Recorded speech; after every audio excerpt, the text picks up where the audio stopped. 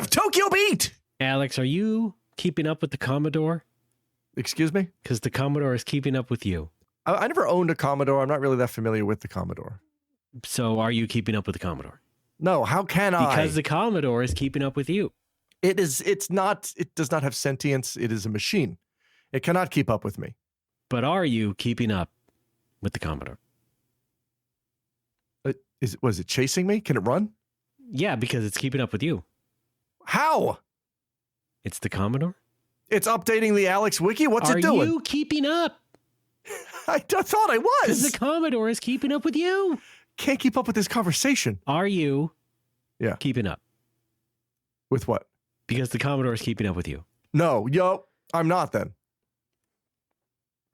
Well, that's a shame. Because the Commodore is keeping up with you.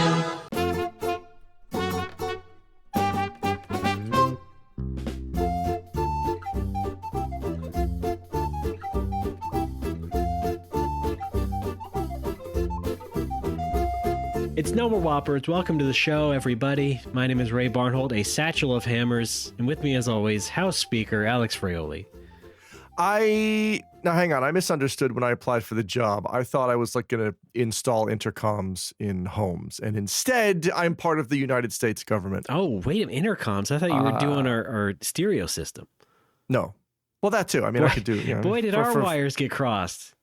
For a few dollars more, That's very funny. Alex, I'm coming to you from beautiful flooded California this week. Oh, no. We've been getting a bunch of rain every few days now for a week or two.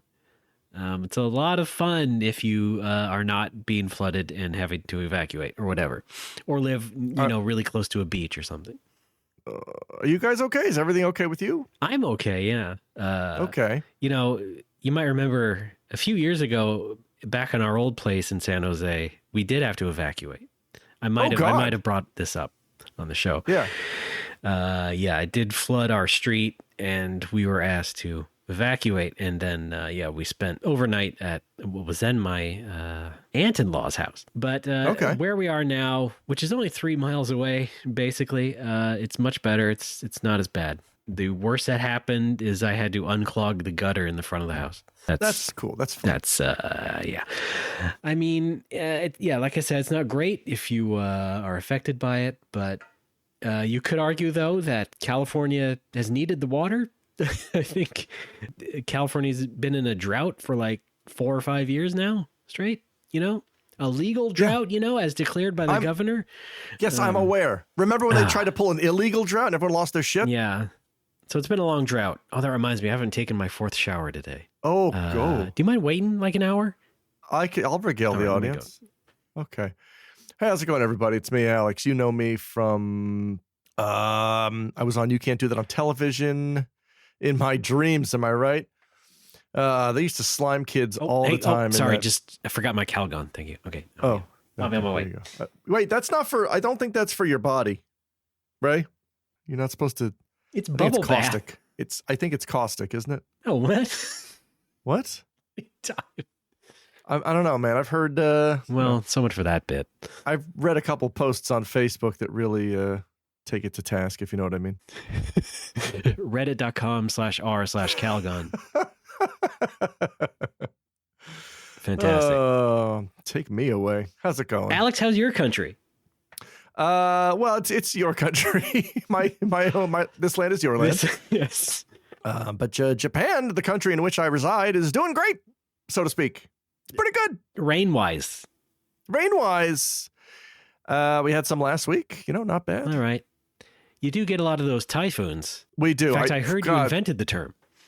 I did. Not you, the country. The people there. Yes. So no typhoons lately. No typhoons lately. Typhoon season is kind of in the late summer, early autumn. All right. Right now, I'll tell you what, as far as I'm concerned, it's the Thai food season. Delicious. Getting some pod CU there? That's right. All right, pretty good, yeah. I like a good Thai iced tea. Yeah, we call it Thai tea. You had some of that? No. Oh. I've actually the non-Japanese Asian food that Japan gets is very one note. We don't have the cultural diversity of an American West Coast where you might find Thai and Vietnamese and et cetera, et cetera. Really, not even in like deep downtown where you live.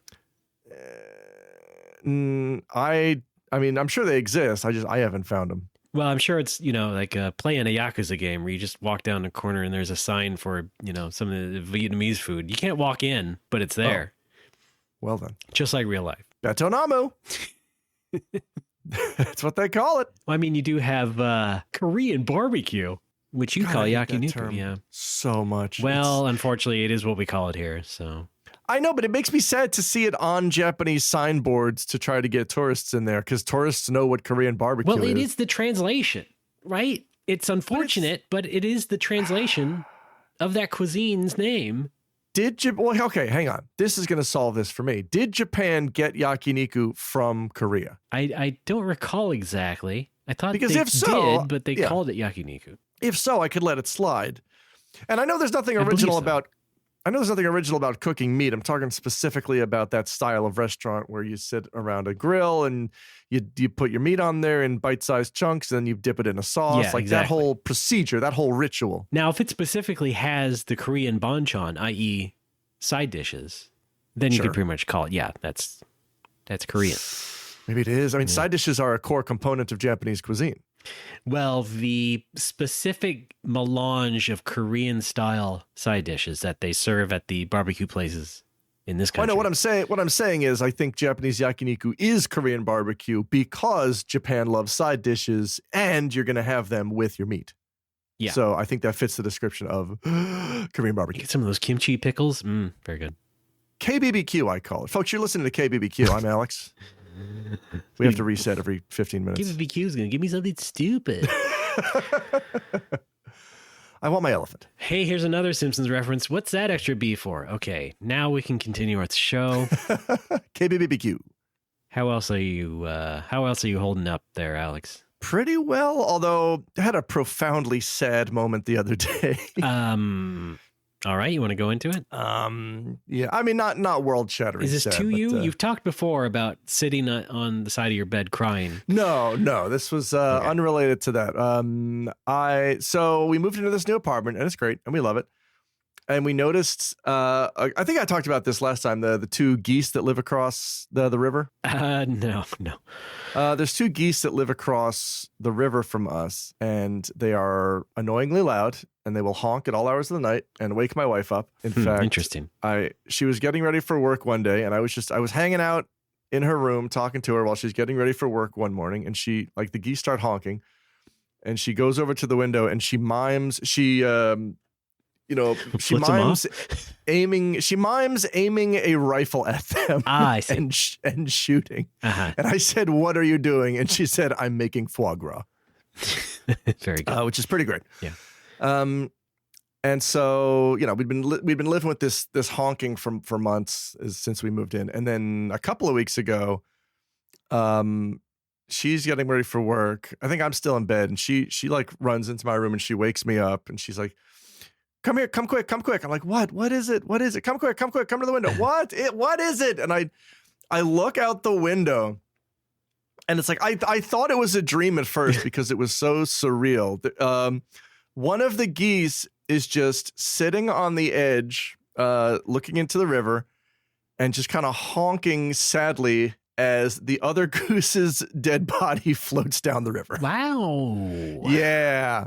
And my wife just very quietly says, "Sayonara." And yes. I told her afterwards, like, if I had just looked out the window and seen that alone, I would have probably burst into tears. But because she specifically woke me up and took me over to the window, it was like I guess I was more in control. You know what I mean? Yeah. And she wasn't crying either. She was just kind of down. She was just kind of sad. But it was extremely sad. I don't know if you've ever seen a dead goose float down the river, but it basically looks like an alive goose that's just resting its head on the water. Yeah, right. I can imagine. Yeah, I can picture it pretty clearly. Yeah. So and pretty clearly. Thank you. The one goose is still there. We've nicknamed him Bucho. I see. And we do a Bucho check every morning. He's still hanging out. He's taking it well. He's doing all right.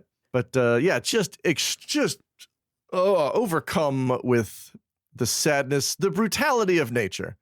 Although I guess if you die of natural causes, that's not terribly brutal. Yeah, I'm wondering what happened. I think I think geese just get old and die. Okay. I suppose so. But I mean, they just literally keeled over, huh? Yeah. Yes, it was so good. It was just real sad. It looked like it was sitting on the water, except it was resting its head on the water and just moving downstream. Yowza. Yeah. Real sad. Well, we pray for their soul. We still got the Bucho. Yeah, it seems also that maybe your wife turned her opinion around on the geese after that incident. Well, yeah, it also it turns out that the honking was, I don't know, some kind of conversation, because now that there's only one left, there's a lot less honking, like substantially less. Yes, substantially. Yeah, that one hits me. Yeah. Oy. I mean, yeah, who knew that geese had their equivalent of pillow talk? As far as I'm concerned, I just want them in my pillow. I've literally never heard geese honking at like late night. It's interesting. Yeah, that's pretty sad. If you ever want to talk more about it, just... I'm listening. I don't. That's it. I just talked about it. We're done. Well, if you have more thoughts about it, is what I'm saying. I don't. I'm listening. Thank you. Brain good, brain healthy. I don't need you, Frasier. Brain good, brain healthy. I need you a little, Frasier. I'm listening. Okay, well... Oh, gotta go. Saddened. Frasier, come back. I paid for a whole session. Was he also like a clinical site? Like, could you go? No, Niles was. Oh, that's right. Niles was. Frasier just did the radio. Yes. Okay. All right. Well, come on. Oh, look, I'm not a Frasier expert like I am a Seinfeld expert. Okay. Maybe that could be your next curriculum. All right. Fine. Yeah. How about that? How about it? I'm listening. Okay. Got it. Thanks, Frasier. Can I call you Frasier? Yeah. Good night, Seattle. We love you. We know him as Crash Bandicoot. Crash certainly is not his real name. Fun. Sorry, that's hitting me. Oh, well, that's what. Speaking of it's a fantasy land. It sure is. Speaking of video games, no, I've been playing some. Okay. Oh, well, that topic's been vetoed. Okay, sorry. All right, fine. Why don't we ease into video games? Why don't we start with a holiday recap? Raymond, it is the beginning of 2023 as we record this. Let's start with the most recent thing. I have a bit of a home tip for you. Oh, go. I just want to say, if you perhaps spill some apple cider on your table, and you go and get a bath towel from upstairs, to clean it up, and you haven't put away your laundry yet, and it's still in the hamper from previous earlier in the day, and you decide to just go ahead and put that towel like on the floor of the closet. You will, in fact, wake up the next morning and see a trail of ants crowded around the towel. No. And we'll have to take that small pile up and shove it into the washer as quickly as you can. Oh, so why? Just let that be a lesson to you. If you gotta use a hamper, just go ahead and dump that clean clothes out somewhere and take care of it as soon as you can. And just make sure to put the soiled clothes in the hamper. I'm Norm. Gee, wait a minute. Why would you put a wet cloth in a sealed closet? You're not thinking. I guess in the moment you're not thinking. No, you're not thinking when you've already gone through the panic of having to clean up all this juice off the table. Yeah.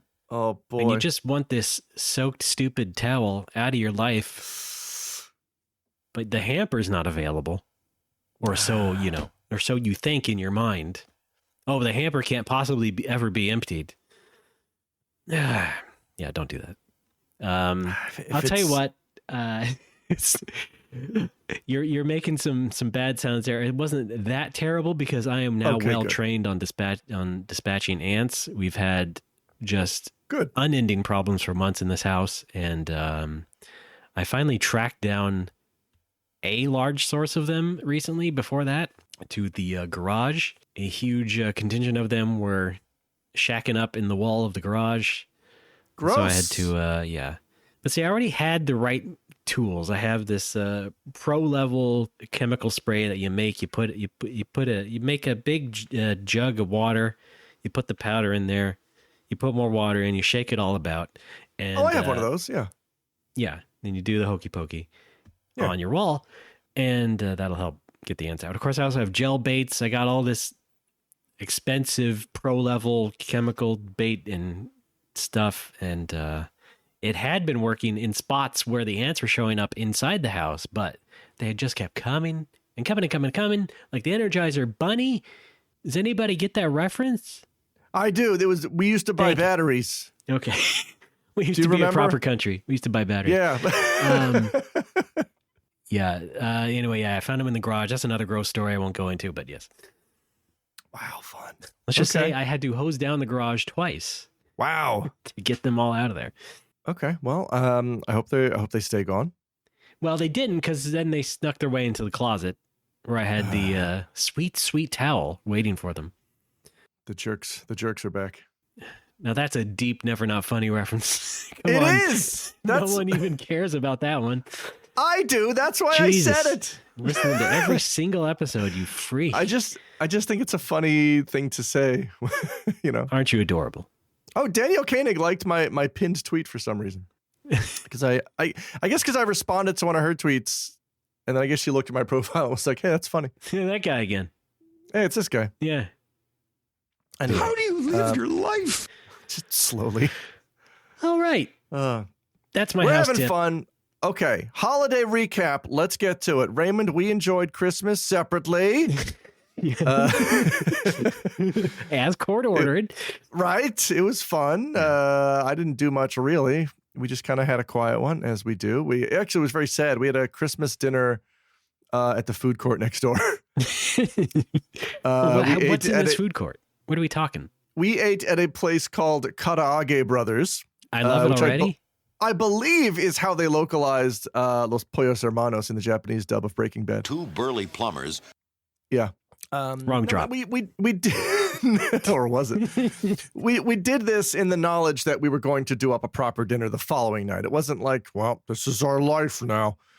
No. We did it because my wife had to work on Christmas Day because it's not a holiday in Japan. I was off because it was a Sunday and I was off anyway. So that we just met up after work, had some food court chicken. And then the next day I made a delicious bow tie pasta dish, which we enjoyed. Once again, after my wife came home from work. They got to work on Boxing Day in Japan too. It's insane. Oh my goodness. I know. And that was great. Here's the gift. Here's the lowdown on the gift. We bought each other new glasses. They're great. They're fantastic. I love it. It was actually really fun. We went. It's the perfect thing I would think of with that particular couple of people. Yes. Yeah. We went to a glass outlet. What's it called? Glasses store? Are they called glasses stores? What are they called? Yeah, what would they be called? We went to the Megane. You just say lens crafters, right? What else are they? Yeah, well, that's like Kleenex. You can't say that to me in all tissues. What's the technical term? I don't know. The name of the place was Zoff. I don't know if that exists outside of Japan. I've probably seen it, but on like a Japanese website, so I don't know. Yeah. We looked around. We picked out frames that we liked, and then I got my vision tested again because it got worse because I've been playing too much of that FF14. That's know what I mean? Yeah, it's not great. You're specifically blaming the game. Yeah. Okay. Yeah. Have you tried increasing the text size? It's at max. Have you tried getting a larger monitor? It's at max. It's got the biggest monitor in the world. Yeah, it's it's not helping me. I bought an old drive-in, and I hook my PC up to that, and then I sit in my car with humongous glasses.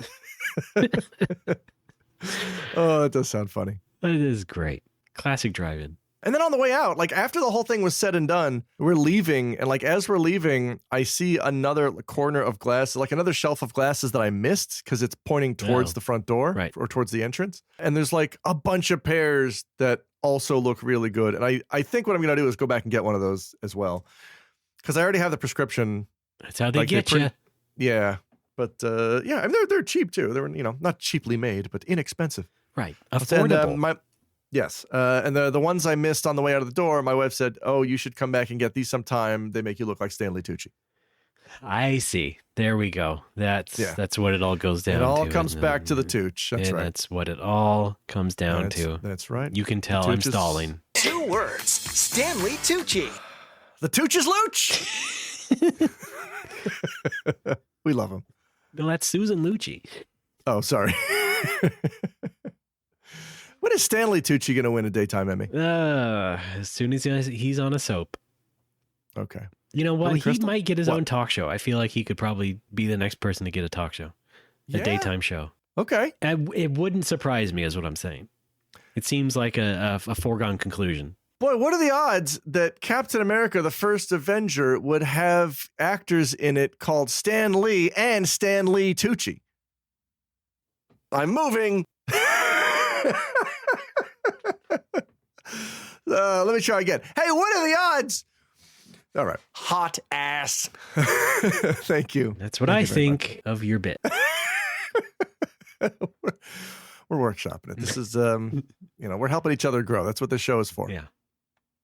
Good. Sorry. A nice vision-filled Yuletide for you. Yeah. Clear as crystal.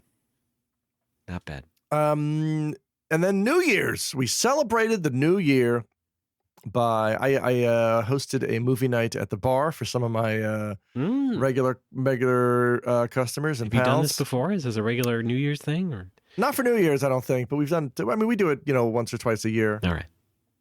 And I don't think. I think some of us just didn't have plans, so we're like, you want to watch the movies? Sure. We ended up watching Bollywood sensation Triple R, which I highly recommend, and the Neil Breen film, fucking what's it called? Not Fate of the Furious, not Altered Beast, Fateful Findings. That's it. Okay. Yes. Yeah, Fateful Findings is. You've probably seen the YouTube video. You've probably seen the clip. I can't believe you committed suicide. I can't help you out of this one, Jim. Just fantastic. Neil Breen's got a new film coming out this year. I think we definitely want to acquire a copy of that as soon as possible. Right. That was fun, and then we ended up dispersing just before the countdown. I went home to hang out with the Rurs, and we watched TV. We got it snuck up on us. It was one of those covert sneaky New Year's because we were watching Temple Channel or whatever it's called. What? Yeah, there's a Temple TV. Temple TV. Yes, see what's on. That's not their slogan. Characters welcome. No, wait. Deities welcome. That's it. Wait, very funny? That's not it either. Mecha Omoshiroi? Okay.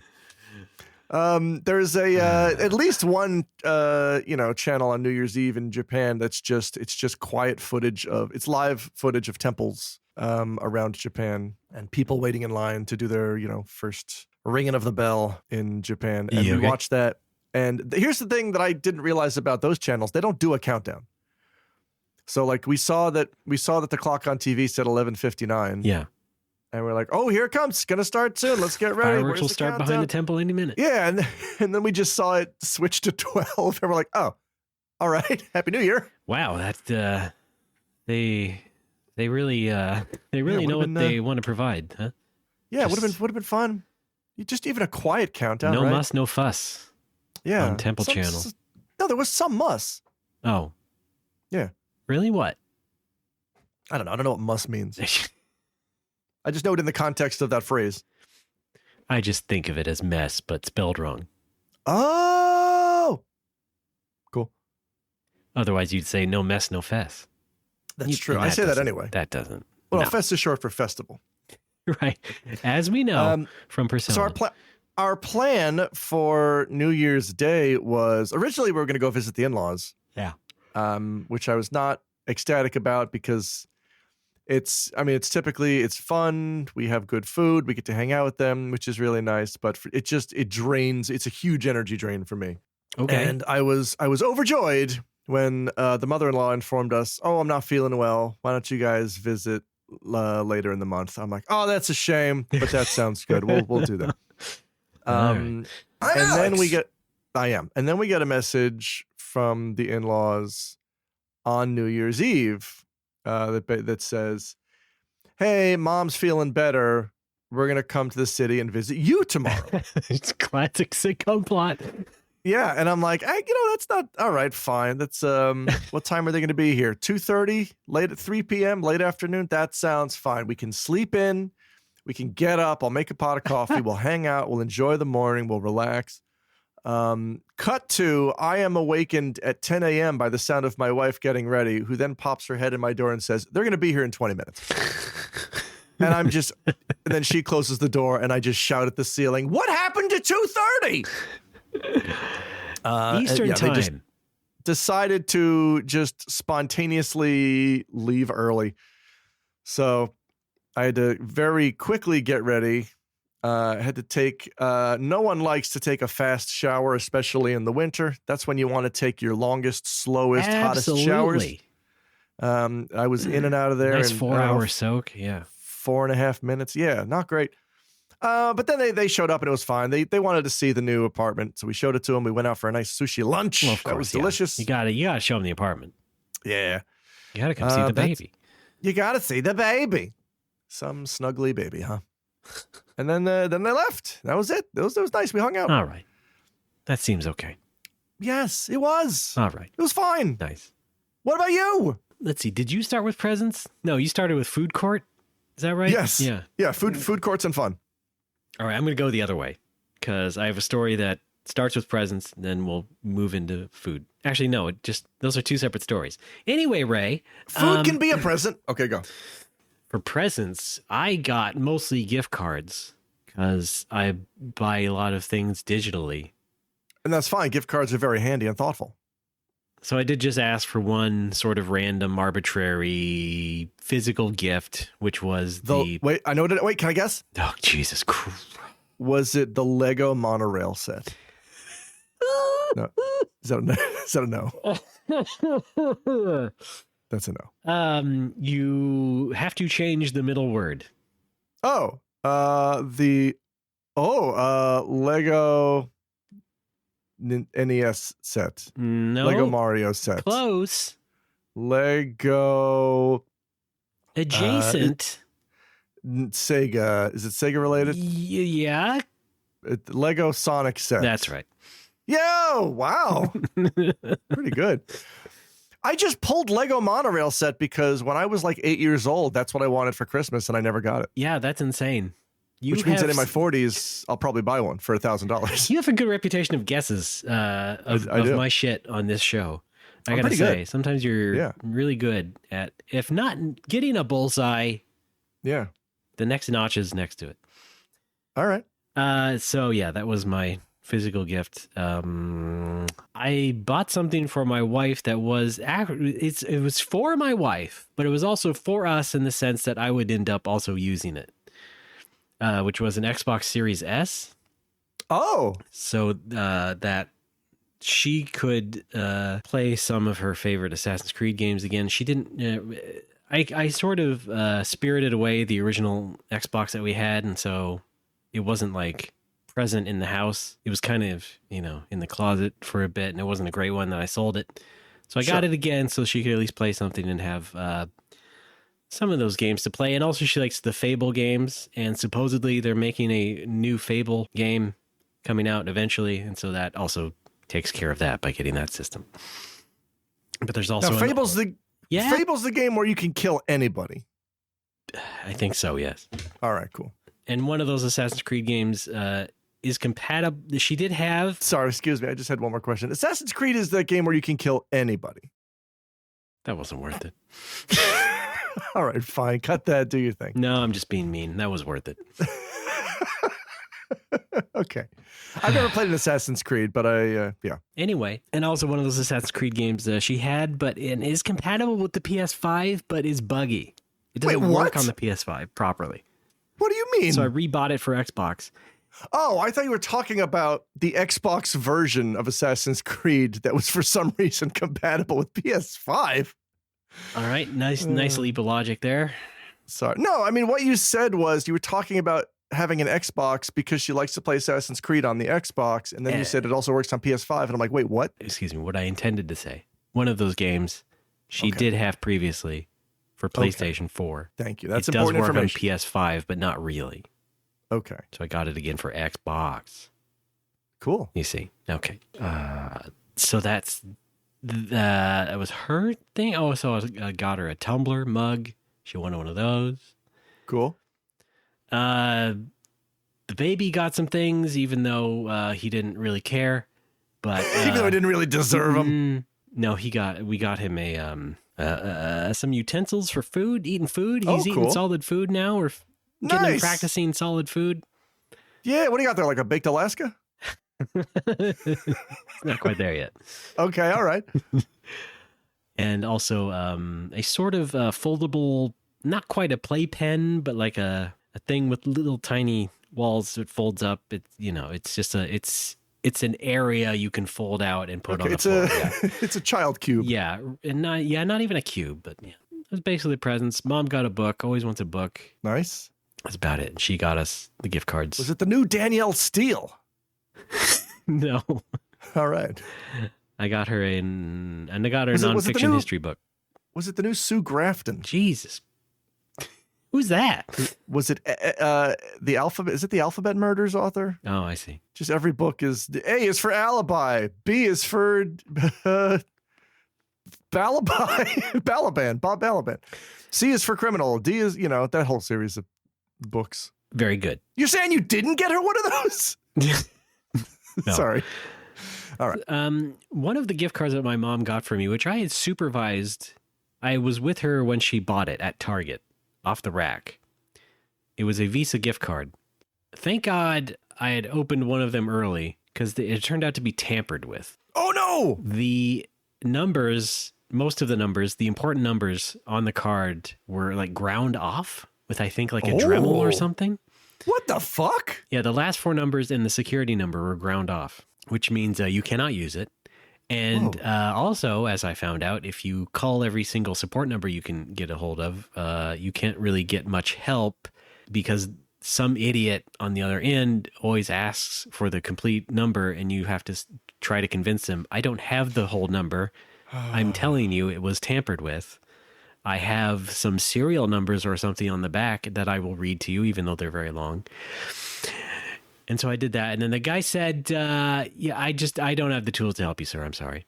So then I called Target's gift card helpline. Yeah, I was going to say, is that not the responsibility of the shop and no, that sold it to you? It's not, because Target, in effect, any other store you buy a gift card from has a strong policy. They will not accept refunds or returns on gift cards whatsoever. Even if they sell you a bum one? Absolutely. Yep. Cool. Yep. Target's cool. It's every store, basically. They're all commerce. It's all a cartel. So Target couldn't help, even though I knew they wouldn't help, but they at least told me that for some reason, somehow they found out that there was still the balance was intact on the card, which was a good sign that despite the fact it was tampered with and quote unquote stolen, it wasn't actually used yet, but whatever. That's bizarre. I called the original support line a second time after being on hold for upwards of 40 minutes. That's for both times each, by the way.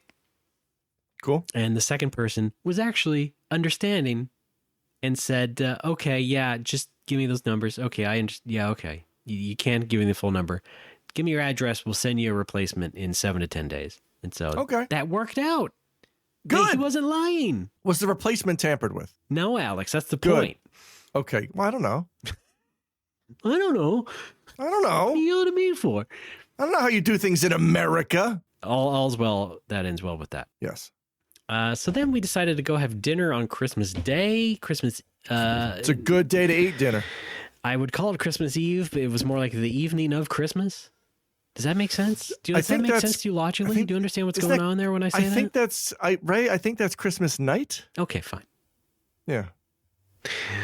We decided to get a reservation at a hotel restaurant Ooh, nearby. so you can sleep there. So we walk in the hotel, and there is a restaurant area that, skipping to the meat of the story, turned out to be the actual restaurant, but it did not look like the actual restaurant. Let me try and paint you a picture. Imagine you just walk in any restaurant, off the street, wherever.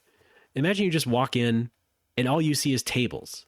There's no front desk. There's no podium. There's no one at the center of the room taking your number or name or whatever.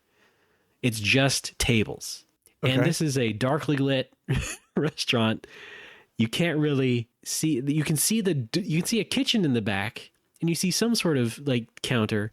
Again, to skip to the meat of the story, which was actually the counter. You just had to wait for the guy. But we're confused. We don't know what's going on. There's another desk outside of the restaurant next to the elevators that has the menu to the restaurant. And we think, well, okay, do we have to wait here for someone to lead us into the restaurant wherever the actual entrance is? No one showed up. I walk, it's kind of a largish hotel. I walk like across the property almost to a check-in desk. I don't think it's the front desk. It's a desk where you can check in. Someone's there checking people in. I say, hi, we had a reservation over there. I point towards the restaurant. The guy goes, okay, can I see your ID? What? Okay. License and registration. It hasn't fully hit in my brain yet, but I'm handing him my ID. He's looking up my name. He is taking an uncomfortable amount of time looking up my name. And in that amount of time, my synapses finally fire, and I realize, oh, he thought I meant a reservation for a hotel room. And I have to say, I mean a reservation for the restaurant, not the hotel. And he goes, oh, no, this isn't the desk. No, just go into the restaurant and get it. And the whole entire thing is that no one was in the restaurant that we went to twice to look inside, and I have no idea what we're supposed to do. I have no idea what the actual entrance of the restaurant is. I'm leaving out some extra steps where we also try and like ask a bartender from a different bar. This is a huge fucking hotel. I don't understand what's going on. Finally, after all that, I am flustered. I am finally upset enough to just stomp back towards the restaurant area where someone has finally showed up. A waiter of some kind is at the back, and we say, hi, hello, we had a reservation. And my wife, who is also embroiled in this insanity, has a Karen flash. She almost goes a little bit Karen. She has a mini outburst at the guy and goes, this isn't funny. We have a reservation. No one's showing up. And so I just let her go for a little bit. And this idiot is trying to explain that I was here the whole time waiting for you guys. I was here the whole time. It was just the But I was saying, no one was here at all. No one was at any desk. No one was at any table, podium. We walked in. The place was empty except for the guy at the check-in desk who doesn't check you in at the restaurant. That is outstanding. So we had a great entrance into the restaurant, cool. And as you might guess, we were the first people there for the evening. I did guess that, yeah. And first people right as it opened, as it turned out, and that was part of the problem. We showed up, a few minutes before the actual opening time. Oh. And so no one bothered to look present until until the clock struck 5 o'clock. Well, I mean, in fairness, that's how I am with the bar, because I have to show up early to get ready to open. If anybody shows up, if you show up at 4:59, yes, but you have a door that I assume is locked. I don't bother locking it because it's got 2 locks and it's a pain in the ass, and I don't want to just do one because also, if you try to, it's Japan. No one locks their doors in Japan. I've heard. No, everybody locks their doors. Crime exists in all countries. Hello. Anyway, you had a great meal, and afterwards you said... Yeah, that was the other thing. It was like Japanese fusion, they said, but it really isn't Japanese at all. It had really no markings of anything Asian, I would say.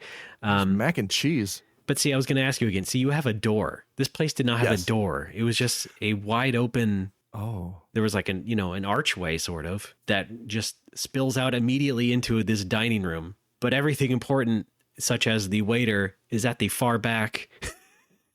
Oh, that's fun. You just have to wait for them, I guess. Okay. I was a bit calmer about it, the whole thing. And my wife eventually also calmed down, and we had a fine time. My wife is also typically the one to start shit when we go out, and if there's a problem, I'm content to just sit back, because like I have to deal with customers at my job. So when I am a customer, I don't want to be instigating any of that unless something's gone seriously wrong. I don't want to instigate any of that. Yeah. Well, but my wife is very quick to jump to that. I think the two of us are okay. Like, yes, my wife and I mean, we understand, people working crappy jobs. They don't, especially on Christmas. However, this is one of those things where it's just like, no one was around and no one was asking if we needed any help or anything, as we are pacing back and forth across the entire property, trying to look for someone who could tell us or help us get into the restaurant or tell us where an actual entrance was, even though stupidly we were walking by it the entire time. Yes. Okay. Yeah. I was lightly reprimanded by restaurant staff when we went to the mall recently, because we were actually we went shopping. We were on our way out. We were exhausted. We're like, let's go home. I said, wait, before we go home, let's stop at that fancy cafe. Let's go in. It's a cafe connected to a restaurant. But when I say connected, right, it's seamless. The inside is it's a long cafe, and then at the end you turn right, and there's the restaurant. Yeah, there's like a dim sum place like that up the road here. But there's no signs to indicate that. It's just all the tables look the same. Everything looks the same. Yeah. It doesn't say now entering restaurant. You even order at the same place at the entrance. Yeah, God. And I got to. Yeah, I know those places, and I hate them. Yeah, and we ordered coffee and desserts. I got some pie, and we get them. And I'm looking for a table to sit down at. So I go and I sit down in the restaurant. I noticed that like half of the tables in the restaurant part have reserved signs on them. So I ask the staff, like, hey, are these all reserved? Can I sit here? Just motioning to a table. He's like, no, this is the restaurant. You cannot sit here. I'm like, why though? Please sit in the cafe area. But it's the same. Everything. It's the same layout and building. It's all like, what's the fucking difference? Here's a table for two people where my wife and I can sit and eat and drink. Is that not what this is for? I'm sorry. This is the restaurant portion. Please sit in the cafe. All right, cool, buddy. So we had to sit at a counter, like a bar style counter. I would not quite say that in the Alex tone, but I would be like, okay, all right. Yeah. Oh no, I want to emphasize that when I tell these stories, I say I was like in the same sense that most people who exaggerate say it. Where I didn't actually say that. I know. But I was attempting to understand what the guy was saying. But inspired by you, I was just trying to say what I actually do. Act like when I get, upset at those things. It's fun. It's great. Yeah, it's just like, all right, okay, thanks. All right, but okay, you're the boss. Food was okay. We were going to have like it was a special Christmas menu where it was like, $100 some a piece per person to get in on this special menu. We decided we didn't like anything on that menu, so I just got a burger. Burger is good. Burger is standard. I love it. So that was Christmas Day. Other than the restaurant was really the only excitement because, most of us are adults who already knew what presents we got, and the baby doesn't know what a present is yet. So he was just doing his baby thing all day. Yeah. We did do our due diligence as parents and get a baby's first Christmas ornament for the tree. Oh, very nice. It says 2022 on it. Cool. So that's outdated now. I think you should probably get another one. Out. What? Anyway, that's squared away. Cool. That's in the ornament box. That's good to go for another 30 years. Maybe mom has it. I don't know. I remember my baby's first Christmas ornament was, it's a little figure of a bassinet, right? And with the rocking legs, although one of the legs had broken off on it. Oh yeah. Yeah. That was good. They do make those kinds of figures for ornaments, but kind of expensive. They are. I love my son, but I think I'll go with this much more affordable and cuter koala hugging a stocking. And the koala also has a Santa hat on. Okay. That's pretty cute. That's more my speed. Okay. I don't need this, porcelain looking bassinet. No. I think, you know what? If you ask me, porcelain anything is just asking for trouble. It was, I mean, faux porcelain, right? It was plastic. Oh. At the end, in the end of the day. Okay. Also got a deal on a Sega Genesis ornament. Great. It's what Jesus would have wanted. And I guess what? I already had the Super NES. I know. Okay. So, look, we're actually pretty low on ornaments. This is like, all right. Once you get a baby, it's like, yeah, we should probably start getting some unique ornaments instead of just the glass balls and whatnot.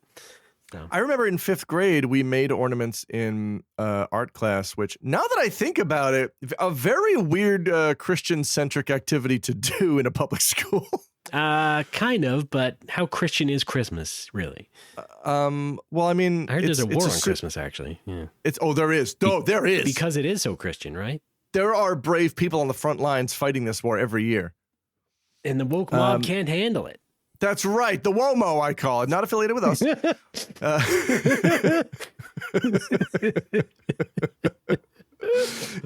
But I think it's Join a us little... on Discord. We're the Nomo Momo. Oh man, because we have to do it early to ramp up to Christmas. We have to share a month with NaNoWriMo, which just makes it even more confusing. God. Let me take that again. The Nomo Womo. Yes. I said Nomo Womo Momo. Nope. No. You want to hang out at the MoMA? Yeah, sure. Cool. I've been to the Guggenheim. Have you? No, I'm not much of a Guggenheimer. Oh well. Looks like one of us isn't cultured. I think I've been there though. Oh. Yeah. I didn't I like hear New you York. fully because I was busy laughing at you. Oh, yeah. Story of my life. Yeah. Jesus. What was I even talking about? What were you talking about? I don't remember. Christmas? Oh, yeah. The weird. I mean, I consider it to be a very Christ-centric activity because it's assuming, oh, yes, all of these kids have Christmas trees at home. Yeah.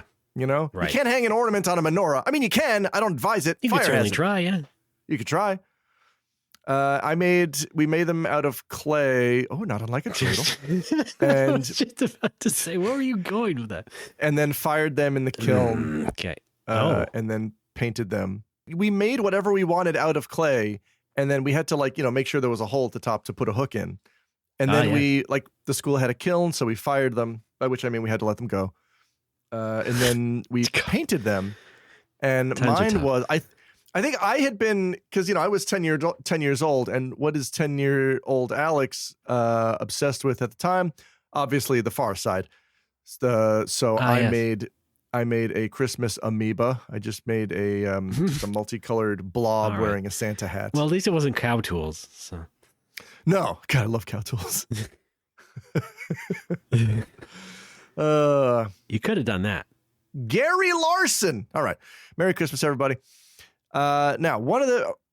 Are we done? Can I move on? What? Yes. Awesome. My Christmas is over. I think Christmas is over for everybody. Yeah, true. Until next year. And then he will be risen? No, that's Easter. He's coming back. He's coming, everybody. Well, he will rise, from baby status. From Jesus, the early years. I'd play that. Play that? Why don't we take a break? All right.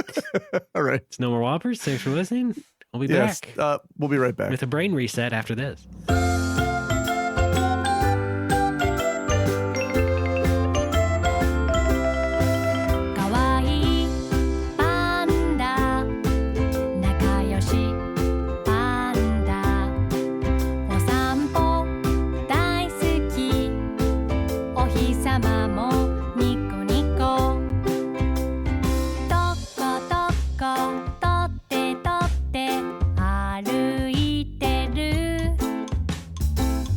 こどこ取って取ってついていくよ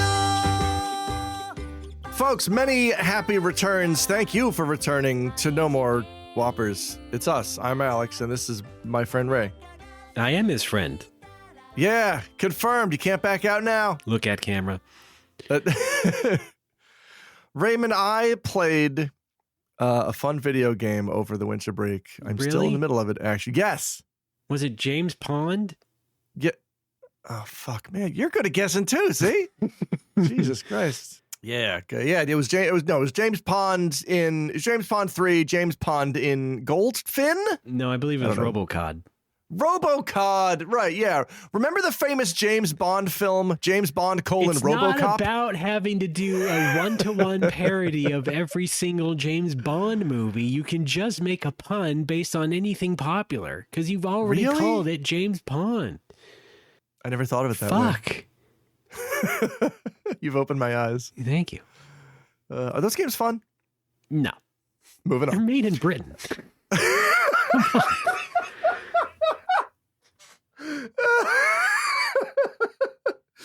Of course not, you idiot. They're made in Britain. Come on. Oh, jeez. Yeah, but I mean, is Rareware the exception then? Okay. Because I mean, You're not helping your case.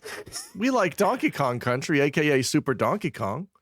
Everyone likes GoldenEye. Yeah, but Killer Instinct. Donkey Kong, made under the iron fist of Shigeru Miyamoto. That's true. He did win that Tekken tournament. That's why they call him that. Yeah. Remember that? He beat the fuck out of some other guys. That's right. Yeah. Yeah. Pretty good. All right. So I played a game. Raymond, last week, for the first time in my life, I did something I've never done before. I did something for the first time in my life. Oh my gosh. I made an Xbox Live account. Oh. Yeah. All right. It's the Xbox episode this week. It is. Welcome. All right. Of course, by Xbox Live account, pretty much also just a Microsoft account. Right. Well, no, I already had a Microsoft account. Exactly. And I'm like, hey, I wonder if I can use this to log into Xbox. And it turns out, no, you have to log into your Microsoft account and then explicitly tell it that you want to use it for Xbox Live stuff. Oh, this I did not know. Okay. Yeah, and then it generates a gamer tag for you. So I forget what mine is. Sure. Mine's like spindly papers or something. Yeah, it has to do that. Yeah. Yeah. But then, here's another thing. I was originally trying to do this on a Gen 1 Xbox. The 2001 Xbox? I'm sorry. I meant to say Gen 1 360. Oh, okay. Sure. And I don't know if it just hadn't been updated or if it's just like this, but it doesn't know what two-factor authentication is. And maybe you've run across this before. Yeah. And so I start this Xbox account. I forgot that my Microsoft account has 2FA, and I try to log in on this 360, and it's like incorrect password. I'm like, no, it's not. I know. Do not do that on a 360. Do not start from scratch. Yeah, but anyway, I'd love to hear the rest of the story. And then the rest of the story is I had to Google, what the fuck?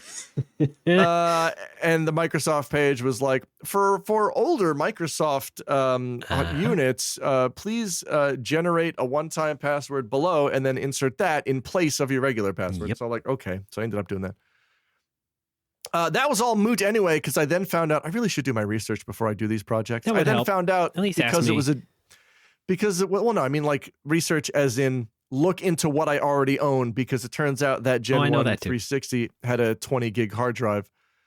And I wanted to download two games. One was 12 gigs. The other, I think, was 6 or 7. And you'd think, hey, no problem. No, the OS still takes up like 6 gigs. Right. So there was not enough space to install. The case with every digital device. Yes. Ever. Yeah, it's great. Yeah. So I ended up, fortunately, I have a backup Xbox with a 250 gig hard drive. The only reason, this is a very Alex reason, the only reason I didn't go with that Xbox first is because I liked the shiny white one.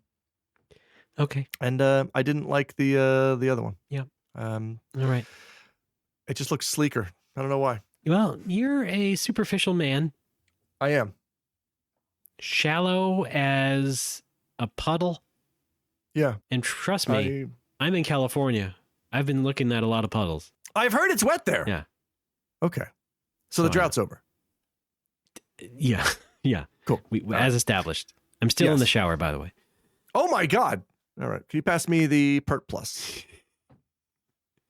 Thank you. I call it PP for short.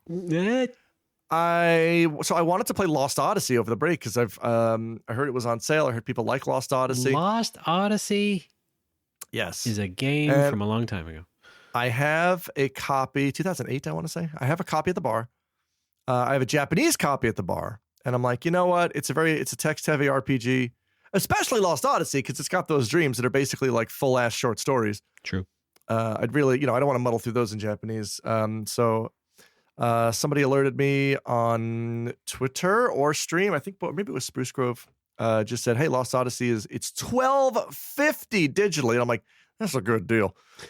So I logged on, bought Lost Odyssey, and then almost immediately glanced to my left and looked across the bar, and like my eyes immediately met with my American physical copy of Lost Odyssey that I forgot my buddy Zan had donated to the bar years ago.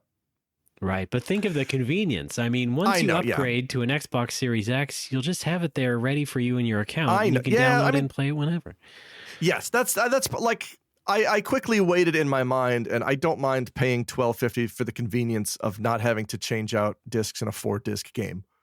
Yeah, I'm fine. It's fine. But yeah, I started. Oh, here's the other hurdle. All of my 360 controllers, all the battery packs are dead. True. They're not coming back. That is also true, yeah.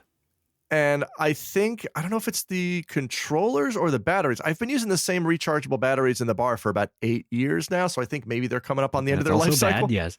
Yeah. So they can't really hold a charge for more than a few seconds either. So I ended up just having to bring home a corded controller, which is fine. And Ray, this is unprecedented. You're gonna love this. Oh. I don't know. I don't very often have positive things to say about games, especially when other people recommend them. Lost Odyssey is a real treat, and I'm having a lot of fun with it. Wow, holy hell! It's good stuff. My dude walks around kind of clumsily. That's my only complaint. Yeah, but yeah, it does. Much. It does look and it looks and feels so much like stylistically and kind of spiritually like FF10. And people have made this observation, but it feels so much like it that the way I always describe it is it feels like Sakaguchi is like it's his last day at Square, and he's bowing and he's saying thank you as he's slowly walking backwards out the door. He's waving, thanks everybody, thank you for all the years. And like just before he leaves the door, he picks up a server full of FF10 assets. Thank you everybody, thanks so much for all the memories, and then just hightails it out of the building. Right. That's what Lost Odyssey looks and feels like, and I'm not complaining. All right, yeah. It's it's my kind of game. It's turn-based, and I'm not a fan of timed hits. If I know one thing about you, yes, in the 20 plus years I've known you, it's that. It's that. I can kind of forgive it in FF8 because it's one dude and it's always the same. But stuff like Mario RPG always kind of bugs me because it's like, well, I bought a new weapon. Time to learn what this timed hit thing is for this weapon for every character. And it's always different. And it just it was annoying to me. I like the fact that Lost Odyssey is like, it's the same for every character. It's a ring. You release the button when the rings match up. Done. Easy peasy. Go fight a boss. Right. And then I did that. Okay. It's a big recommend. I like it a lot. I also bought Blue Dragon because that's like $6. You gotta play both. Right. You can't have one without the other. They're the peanut butter and chocolate of Microsoft JRPGs. That's right. I was gonna say peanut butter and jelly, but that works too. My Mistwalker holiday is what I'm referring to this January as. I'm gonna try. I want to finish Lost Odyssey before I start on Blue Dragon. Of course, with art by the Dr. Slump guy. We love him. Oh, Nagoya's own.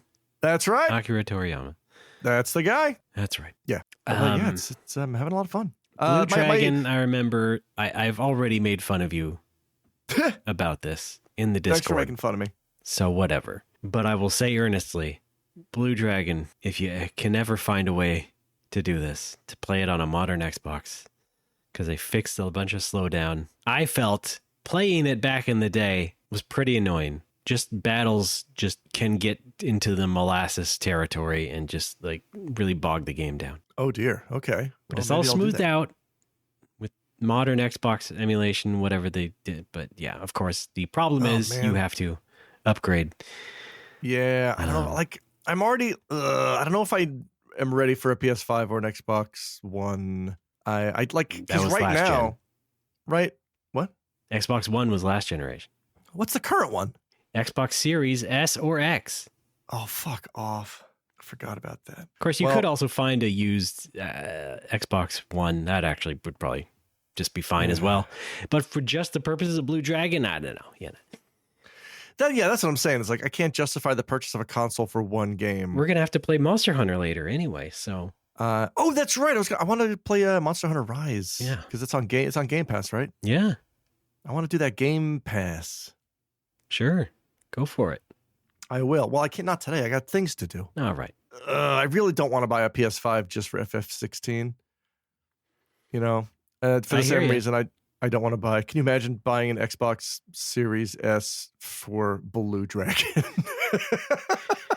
Well, if you'll recall, I bought an Xbox Series X for Sonic Unleashed. Really? More or less. You must be doing real well, man. I'm half joking, but okay, because that's a lot of money. It's not that much. Really? It's spread out. I guess. Yeah. I don't know. We'll see. I don't even know if FF16 is going to be good. It probably is, but yeah, at least wait till you get peer pressured. I'm not going to get peer pressured. Don't do it day one. If it's I kind of want, I want to see exactly how like Game of Thrones grimdark it's going to try to be, and then play accordingly. Well, I'll tell you what. You can come over to my house anytime and play it on my PS5 if you want. I will. All right. Wait, I mean, for the price of the plane ticket, I could just buy a couple of PS5s. If you can find them. That's right. Yeah, easier to buy the plane. Yeah. No kidding. Plus, who knows what's going to happen to that console or its prices in the next year. That's true. I feel think it's going down? Well, we discussed this sort of last time when we were talking about like special editions for FF16 or whatever. Probably that won't happen, but I feel like Final Fantasy 16 might be a marquee enough title for them to like coincide with the launch of a slimmer version or whatever, Oh yeah. That would be nice. But also like, although I take it the slim would have no disk drive, right? I don't know. That's a pretty big leap to make. I mean, if you're trying to make a slim, that's like one of the first things you can safely cut out, right? You can just you already have a digital only version of the fat one. Yeah, but the paradigm is a bit different than what Microsoft did. Like Microsoft made it clear, here is our X, it has a disk slot and more power. Here's our S, it has digital only stuff and a little less power for an affordable price. PS5 is like, you have your digital or your non-digital. One has a disc slot. They pretty much look exactly the same, and they have the same power. So I think the fact that PlayStation wouldn't actually want to abandon people who buy physical games as much as Microsoft would love to. Did any of that make sense? It does. I like physical games. Know what I mean? Yeah. I guess to put it another way, the PS5s don't look different enough to really make a difference in a slim version anyway. You could still make a slim version with its slotted disk drive just fine. All right, fine. Plus, we're not talking like slim like the slim PS2. I love that thing. They're never getting that small ever again.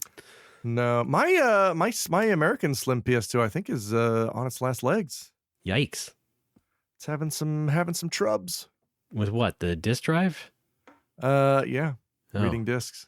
You should get to finding a way to get that soft hacked and maybe get a hard drive situation going of some kind. Maybe I will. Yeah. Well, I can't do that for the bar. Yeah, it's not like it's going to be obviously hanging off the back or anything. You could do it pretty surreptitiously. Because if something happens, like you're raided by the FBI. I know. Okay. No, yeah. You remember that shit. Like, it's bad enough if they see video games there. It's another level of bad if I have a hard drive full of illegally obtained video games that anybody can play. Even Dirge of Cerberus. Yeah, right. I got recommendations for games if you want to hear them. Okay, hit me. All right. You ever played Ape Escape? For PS2, you mean? Ape Escape 2 or 3? Yeah. Talk about Sarugetsu. I've not played those. I've only played the first one. Really? Yeah, really. That's okay. Interesting. I missed a good chunk of PS2 games because we didn't have the money. We ran out of money during that time.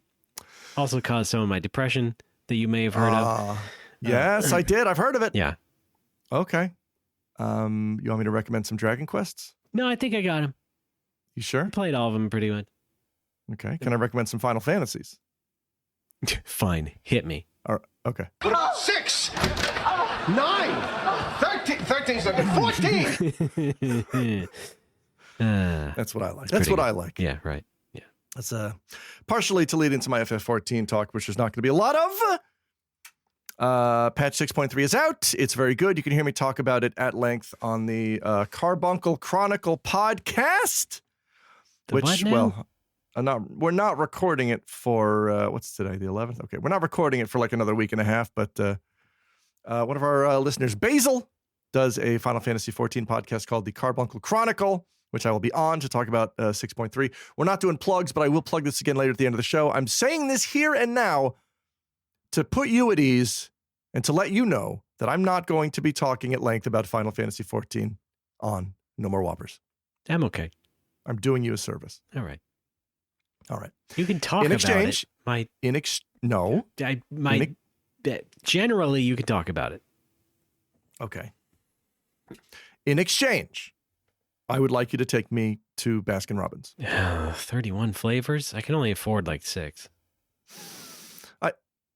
I usually just get 2 scoops anyway. Oh, all right. Well, you're a cheap date, aren't you? I don't want you to buy me a franchise. Oh. But what if you did? I mean, they're pretty turnkey. That's true. You just need initial investment, and then you get all the machinery and stuff. And Baskin Robbins, of course, known as 31 in Japan. Yeah, that's one of those where you're just like, really? Yeah. It's like how it's KFC. They just call it Kentucky. Even though every sign does say KFC, everyone calls it Kentucky. Yeah, maybe I'm more a nerd to that, but that doesn't seem as bad to me. I don't know. Yeah, I mean, the 31 does bother me. Yeah. My grandfather used to call Baskin Robbins. What did your grandfather used to call Baskin Robbins, Alex? Bastards and robbers, because they were very expensive. He thought they were very expensive. All right. Sorry. That's a good grandpa thing. I know it is. I probably heard that from some of my family once, but maybe. Good. Maybe. We don't know yet. All right. I have one final video game that I'm playing. Raymond, we're going to run through this real quick. Have you ever heard of Chrono Trigger? Wait. That's the... You may know it as Chrono Trigger. No, that just hurts me. I mean, it has... Now I really don't want to play along. It's a team effort, including 2 guys we've already talked about. The Dr. Slump guy and the Sakagooch. Oh, I thought you meant the characters. No. Teaming up with Yuji Horii, Nobuo Uematsu, Yasunori Mitsuda. The Dream Team, they call him. Masato Kato. Yeah. Kato was the one who did all the work, right? He did a lot, yeah. Yeah. I've been streaming Chrono Trigger because it came out on they like fixed in quotes the Steam version, because the Steam version was a shitty port of the Android version. And, I mean, here's how many people were happy with that: 0. So they stepped in and they fixed it up for Steam, and they did make it better. Yeah, they fixed it up the same way on mobile. Oh, good. Okay. Yeah. In fairness, it is improved. There are still a couple of oversights that are driving me absolutely insane as I stream this game on twitch.television. Yeah. Turns out it doesn't run quite right on a Steam Deck, though, still. Oh, really? It runs fine when you first open it up, and then it just hitches every 3 seconds, like just hiccups. What? Okay. And, yeah, if you want to like get it running smooth, it's just a weird frame rate hertz, millihertz thing. Hertz, don't it? Yeah. Yeah. You got to fix the hertz. Yeah. And then it'll run a little bit better. I've got a couple of complaints. Hear me out. First of all, there's no gun. What are we talking about with the trigger? No, Luca does use firearms. All right. I guess that's one trigger. And there is a chrono. I know that. My issue wasn't with that. All right. Continue. Okay. Video games. Probably the most glaring problem with it is the auto battle, because I think most most RPGs, or at least ports of classic RPGs these days, have an auto battle option where you just press one button and it speeds up battle, and all your characters do is attack physically. Yeah, it doesn't always speed up, but it might. Yeah, depending. It was, yes, but in this case, it does. It speeds it up. Probably it's like double speed, I would say, and all your characters just thwack, thwack, thwack, taking down enemies. Okay, and that's great. Final Fantasy Pixel Remasters had that as well. right.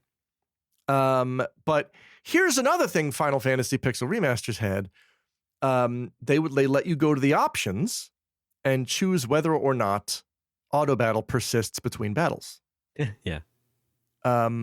Here's another thing. Even if you do have it set to persist between battles in the FF Pixel Remasters, the game is smart and nice enough and kind enough, or I should say the developers were, to automatically disable it at the beginning of a boss battle. Oh, yeah. Chrono Trigger has no such forethought. No. And if you enable auto battle and you finish a battle and your next battle is a boss battle, get ready to waste the very first turn by having all your dudes run up and try to punch the boss physically.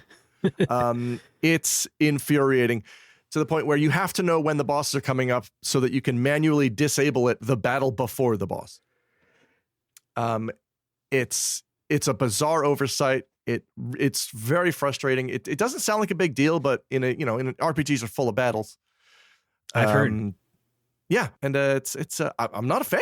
Mm-hmm. Well, that's too bad. You still playing it though? You know what? Because I saw there's achievements, and I am, as we know, I am achievement hungry in this day and age. Yeah, that's also I like very sad. But yeah, hey, why can I not enjoy games the way that I like? Because That's what I thought. Continue. Sick. Yeah, but the downside to that is I noticed, like, I picked it up because it was cheap on Steam a few months ago, and I saw achievements. And I thought, oh, great, I can stream that. Easy Chivos, easy Streamo. That'll be fun. Didn't realize there was only 13 achievements. And those 13 achievements are for the 13 main endings of the game. Neat. So it's not really an achievement set. It's just get all the endings. Cool. Which, whatever. I'm 4 deep. We're going to do the remaining 9 over the coming weeks. It'll be easy peasy. All righty. But yeah, just frustrated by the auto battle thing. The other thing that bugs me is that, and this is an absolutely baffling choice, the run button is circle, but it's not the kind where you hold it. It's a toggle, and that's weird to me. You press circle to toggle run on and off, which doesn't sound awful, but circle's also the button that you hammer at the end of battle to get your spoils text out of the way. Mm-hmm. So when you finish up a battle, there's like a 50-50 chance you're just going to be walking. That's one of those things that I think was started as a mobile game element first. Yeah. Yes, there's a couple of things. There's a lot of elements I'm recognizing that feel like they were there in the mobile version because it's a mobile version, but were then carried over into the Steam version. For example, the rat that you have to catch in the future, the first time you arrive, the rat's got the password. The rat runs at like half speed, I guess, because they didn't want people to have to fucking do a high speed chase on a phone. Yeah. Just little tiny things like that. I'm not complaining about that. The rat part is whatever. You are complaining. It's noticeable. Like not there the are, rat, but about everything else. Yeah, holdovers from the mobile version that, maybe reevaluate this, maybe give this another quick pass. I would say. Hi. Well, first of all, they're not reevaluating. They're done. They're not touching that thing again. I talked about that. I ranted about this on stream. Basically, like, because people on stream were like, Chrono Trigger is a sacred entity that needs to be respected, and I can't believe they've done this. And my response is just, no, it's they don't care because it says Chrono Trigger on it, which means people will buy it. There's no thought given to it further than did we port it? Yes. Does it run? Yes. Does it say Chrono Trigger? Yes. Does it cost money? Yes. Does. I don't understand the pedestal this game is on. It's such a tall pedestal. I don't get it. Yeah, I my God. Yeah, that's what was I gonna say? Yeah, they're not touching that version again. No. They upgraded it once, to make the font not as bad, but not great, but I'm surprised they even did that. Yeah, you're right. And then the graphics as well. They changed they brought the real sprites back instead of the badly filtered. Yes. Well, no, I mean to cover their ass. They it's one of those things where they give you the option of like they still do, you know, classic mode or new mode or whatever the fuck for freaks. Yeah. Which I guarantee is what they're going to do with the FF Pixel Remaster font. I guarantee they're going to have like default mode and classic mode. Classic mode being the actual pixel font that you want. Okay, we'll get to that in a second. Okay. I just want to say with Chrono Trigger in particular, you said you were telling them, hey, maybe they should reevaluate this game or whatever, put it back out. I think maybe you should reevaluate buying Square Enix ports. What? You were a bit miffed at the Pixel remasters at first. Especially at first, yes, but they were very quickly patched. Yeah. However, you know, they didn't change the font. People still have to go hack the font. That's true. You changed the font. There are more of these ports that have weird quirks to them. For example, FF8 Remastered is essentially a port of the PC version, but it doesn't have analog control. Excuse me? Like, it looks like you have an analog stick because I'm touching one on my controller, but Squall still moves around at like rigid D-pad style 4 directions because it wasn't properly adapted for an actual analog stick. Okay. So there's things like that. Honestly, some of the best ports they do are the Saga games and like FF9, technically speaking. But FF9's the one with the huge HD fan mod. Sure. Okay. Let's leave those things out of the question. I'm just saying. Okay. All right. In terms of what is released. Let's include games that reinforce your argument. Most people aren't going to mess with a fan mod if, for example, they got a Steam Deck and just want to install a game and play it. Yes. But in terms of like features and general quality that might have indicated some foresight on behalf of the developers, FF9 did have some good things to it. For example, you can play it pretty much point and click if you wanted to on your mouse or touchscreen. It has fast forward and all the power-ups, you know, cheats or whatever for people to just have a fun time if they want. Okay. The Saga games do similar things, not with the power-ups, but with the fast forwarding and whatnot. And they are not packed too much with cruft. Legend of Mana was a good port, technically, done by M2. But for some reason, Final Fantasy games and the Chrono games, there was also that Chrono Cross remaster that came out, also a bit iffy. Yeah, the Dragon Quests as well. Dragon Quest, for the most part. Specific, in my experience, the Switch ports. Yeah, I have. But I think I might have mentioned this on Golden 16 Seconds, but or maybe I just mentioned it on stream once. But I own probably about a dozen Square Enix ports on the Switch, either Final Fantasy or Dragon Quest. They have all of them crashed at least once, some of them multiple times. And we have talked about this all. Yes. Yeah, you said that might be a battery issue. I don't know what that means, but I'll look into it. Not a battery. It could be anything in your system. That's Just true. get a new system. It could be ants. Get a replacement somehow. It could be ants. Yes. Digital ants. Nano machines, son. All right. Thanks. All right. Hang on real quick. I feel like it is slightly unfair for you to criticize my wanting someone to pay attention. I'm not saying I expected it to be perfect. I'm saying no. It would.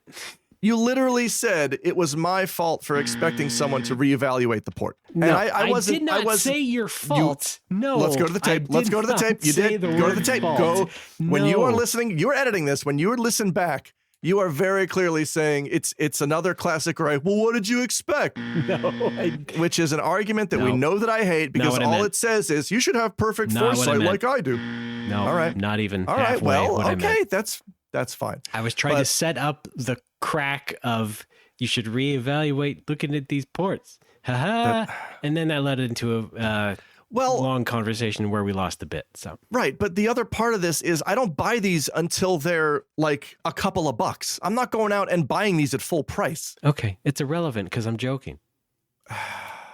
That's it. All right, fun. That's great. Goodness gracious! Once again, 2023. Maybe we had some hope.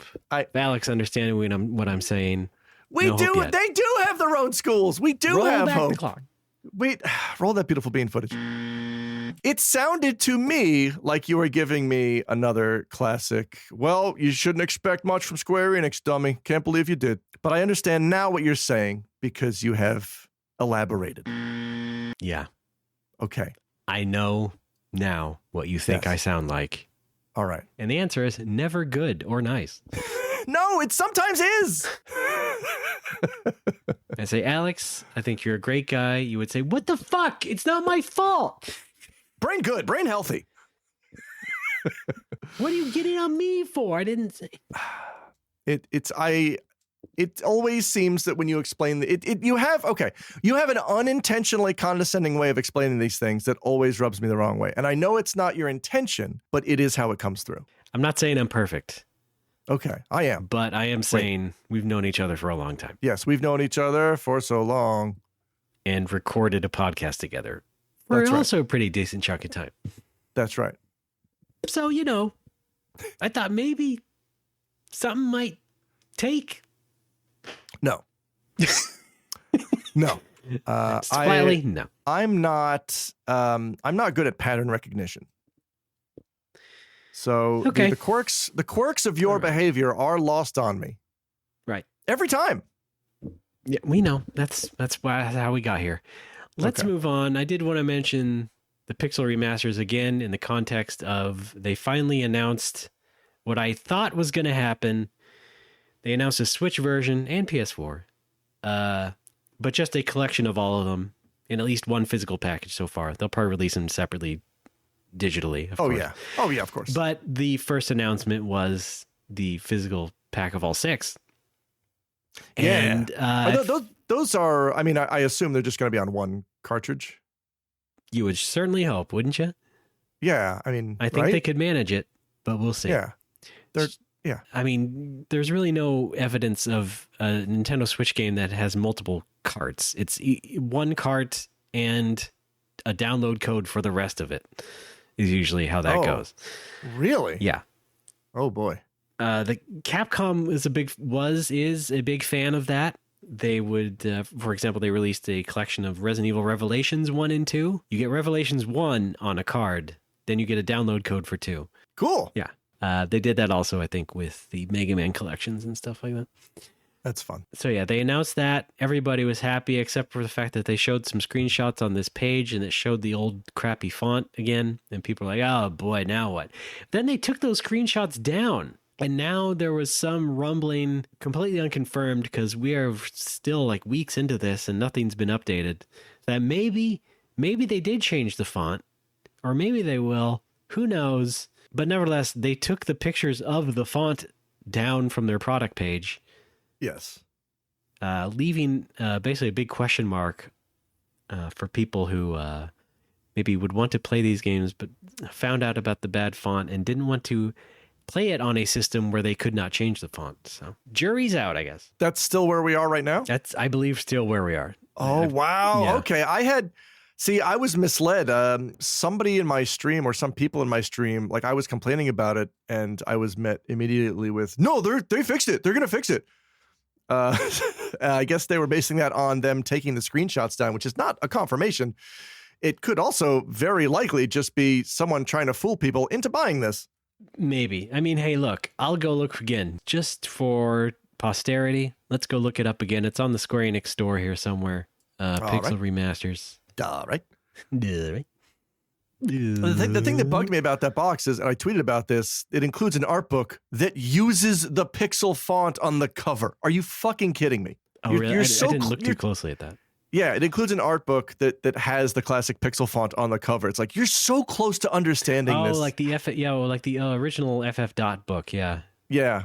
I don't know typically how this process works, but I assume that it's somebody's job on the Japanese side, because I know they farm these out to specific companies that deal in fonts. Yeah, they are FontWorks fonts, and that's FontWorks, a company that's right. that provides a lot of that stuff. Okay.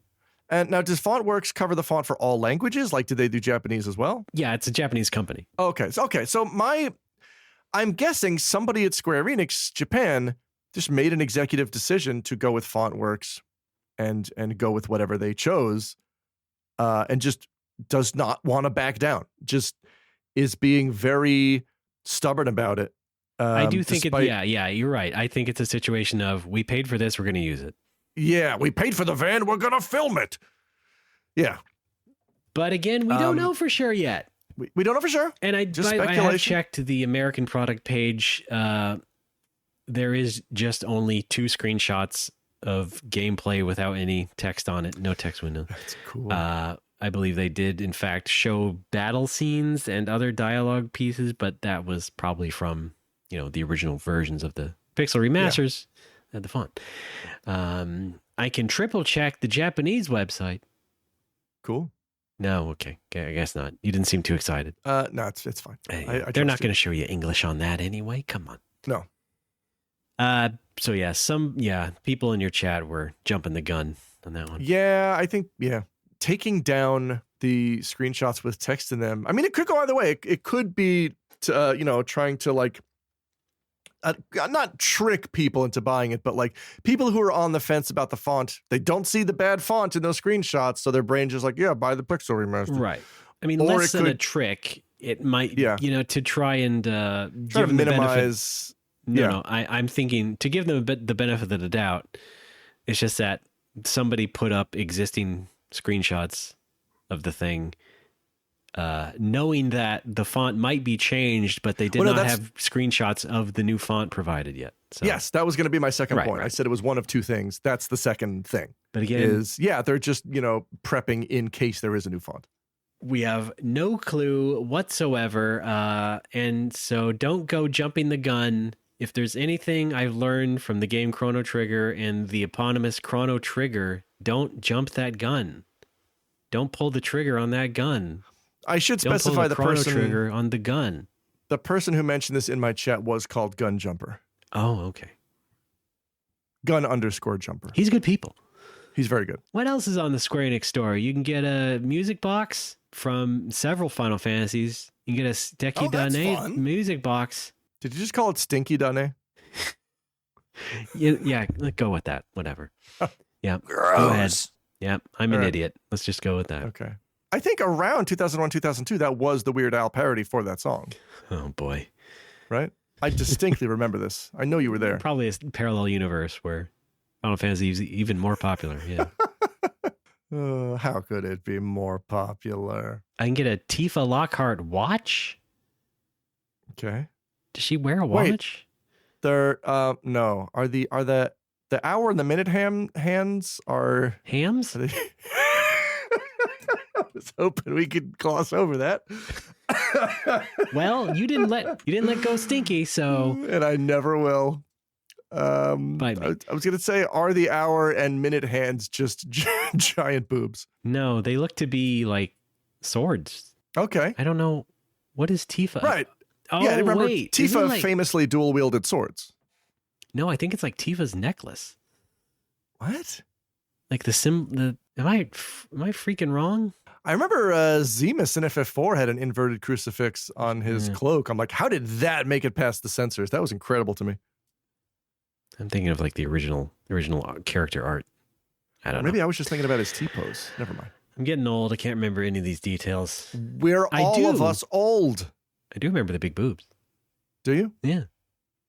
Okay. Can't forget that. Yeah. Alex is just All right. playing along as nicely as he can. Okay, just a quick amendment to media consumption. I also purchased Is this a all segment? four.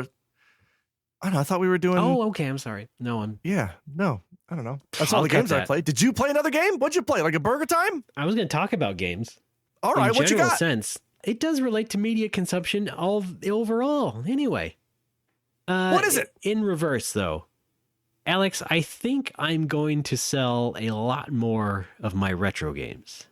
Okay. I'm talking about mostly all of my duplicate systems and generally speaking stuff that is handily emulated now. Yes. Because I've basically filled up a closet here. And I guess this is one of those moments where having a kid changes you. Because I feel like, well, it'd be nice to give some closet space to my kid one of these days. Because he's going to Yes. have his own crap. He's going to have his own material possessions filling up a closet. He does have his own closet, of course, but nevertheless, just the idea of like me continually accumulating things that are not going frequently used is something I am rethinking once again. And a big part of it is that I never wanted to be a guy with a storage unit. I was never that kind of collector. I don't appreciate that. Same thing with like a garage, people who just have a garage and they just fill it with crap. I try to avoid that every step of the way. I've never really had that. I did have a shelf in our last garage just to keep some of those systems and stuff, but it was just one shelf against the wall, nothing else. Tried to pack it all in as much as possible. But even some of that got thinned out. But the thing is, basically, I have several different plastic bins, several different banker's boxes full of systems and assorted, cords and controllers and things. I'm not sure why I have them. So do you want me to send you the PSX or not? Here's the thing. Yes, I do. Okay. I am still leaving some room open for weird multi-consoles, such as the PSX, for sure. So yeah, if you also got a laser active hanging around, I'll take that too. I don't. My buddy Paul has an RDI Halcyon. You got one of those? No, I just want the laser active. Okay. And the PSX, I don't think I have any cables for it. Does that make a difference? I don't think so. Okay. I think they're all the same cables. It seems standard, yeah. Yeah, but yeah, like I said, it's just like I'm against using a garage for those kinds of purposes. I just want to have less of a closet taken up is what it goes down to. Sure. I have 3 Sega Saturns. Quit bragging. I don't need 3. Oh. And guess what?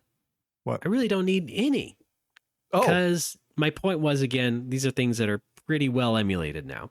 So the Saturn is at a point where it's in a pretty good spot now, after many years. I have 1, 2, 3, 4. Across the different models, I have like 5 PS1s. Jesus Christ. Hang on, back up to the Saturn just a little bit. I thought you installed, what's it, ODE? What's that called? I did, yeah. Okay, in a Saturn. I've done this. I have ODEs. I've gotten flashcards. I've done RGB mods for some of these consoles. And now it's just cool. Yeah. That's where I'm at. Wow, really? Yeah. But you mean getting rid of duplicates, right? I mean, I would keep around one ODE Saturn. No, it's probably not that necessary. Really? When there is emulators, but also, not just that, but also the Mister for an even more accurate sort of emulation experience. My buddy Mike brings a Mister to the bar every time he comes in. Yeah. And I just kind of watch him tool around on that. That seems fun. But I don't know. I mean, there's something sorry, I just want to say I do prefer using original controllers. So for me, like I would love, I don't know, I wouldn't mind using shelf space to have an ODE Saturn, ODE PlayStation or whatever. Anyway, you were talking about the PlayStation.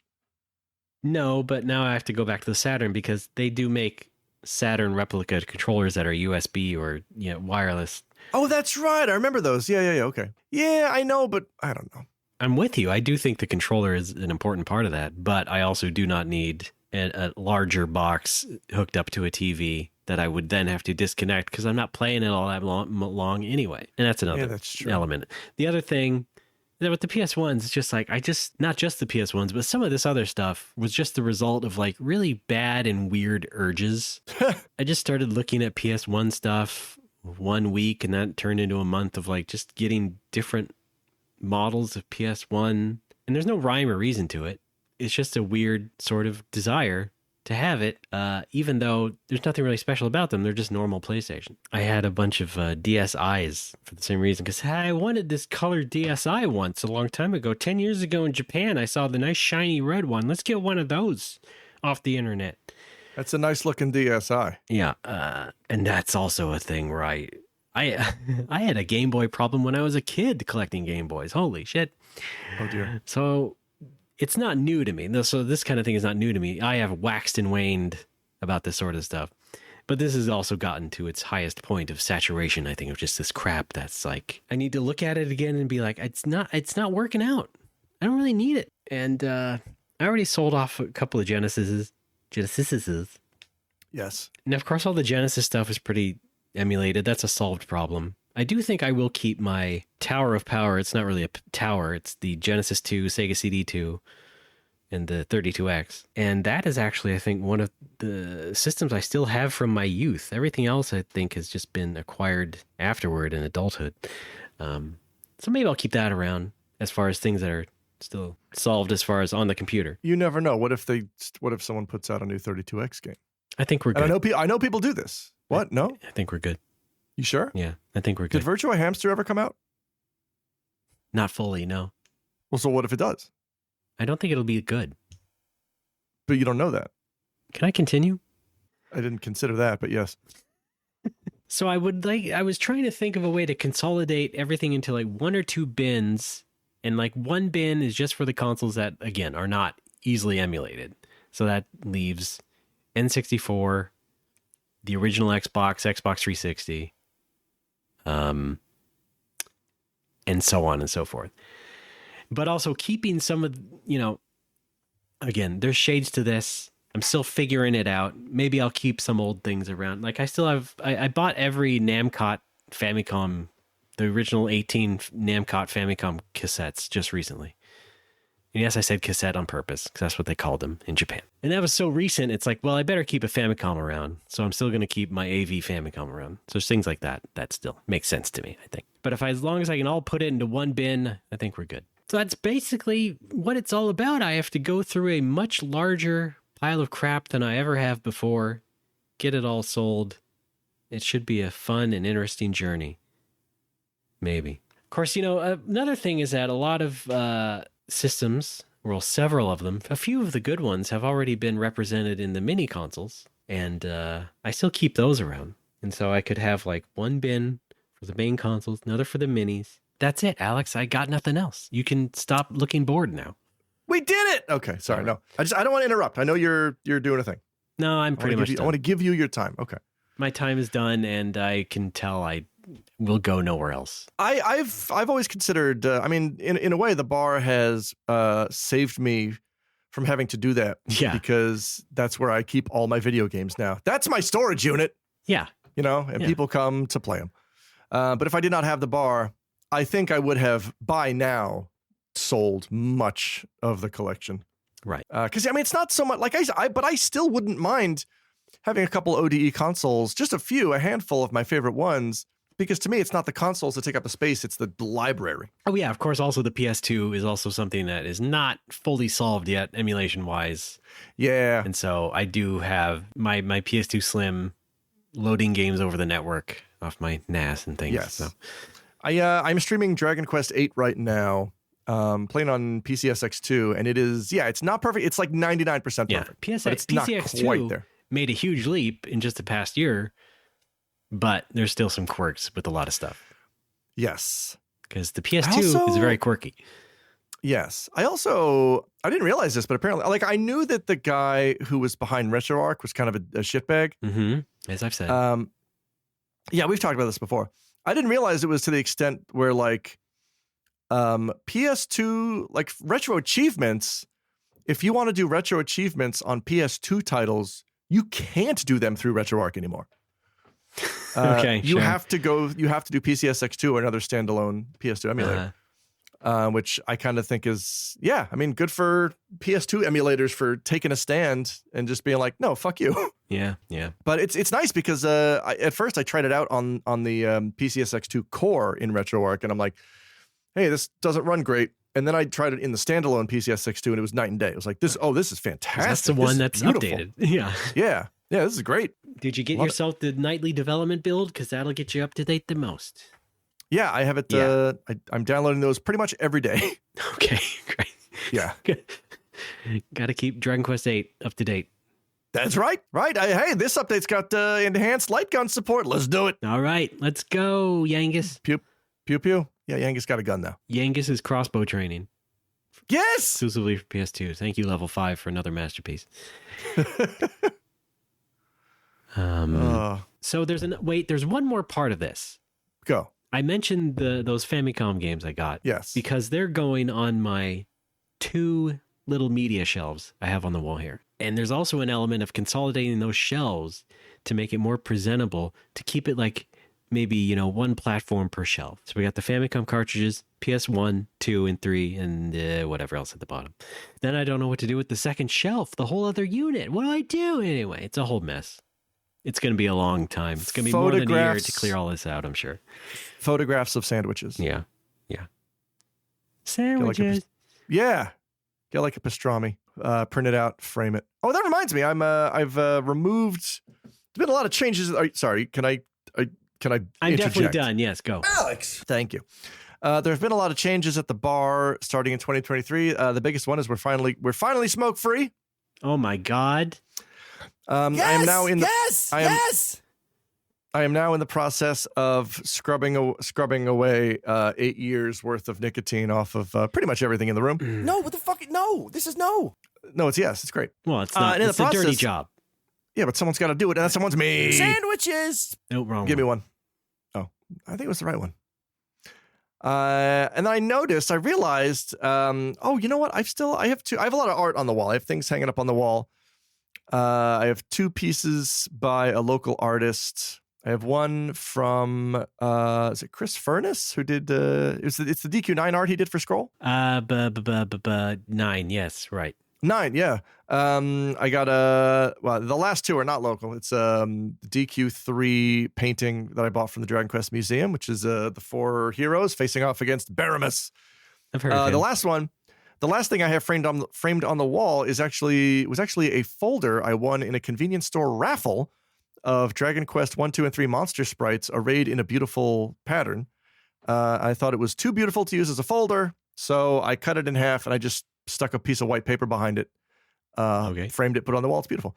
I also had 2 other things hanging on the wall, painted by a local guy who it turns out I have had to ban from the bar just for being a gross sex pest. Well, and isn't that a coinky dink? Yeah. This guy, he's been banned for years, but I realized, like, hey, when I banned the guy, I think I should have banned the entire guy.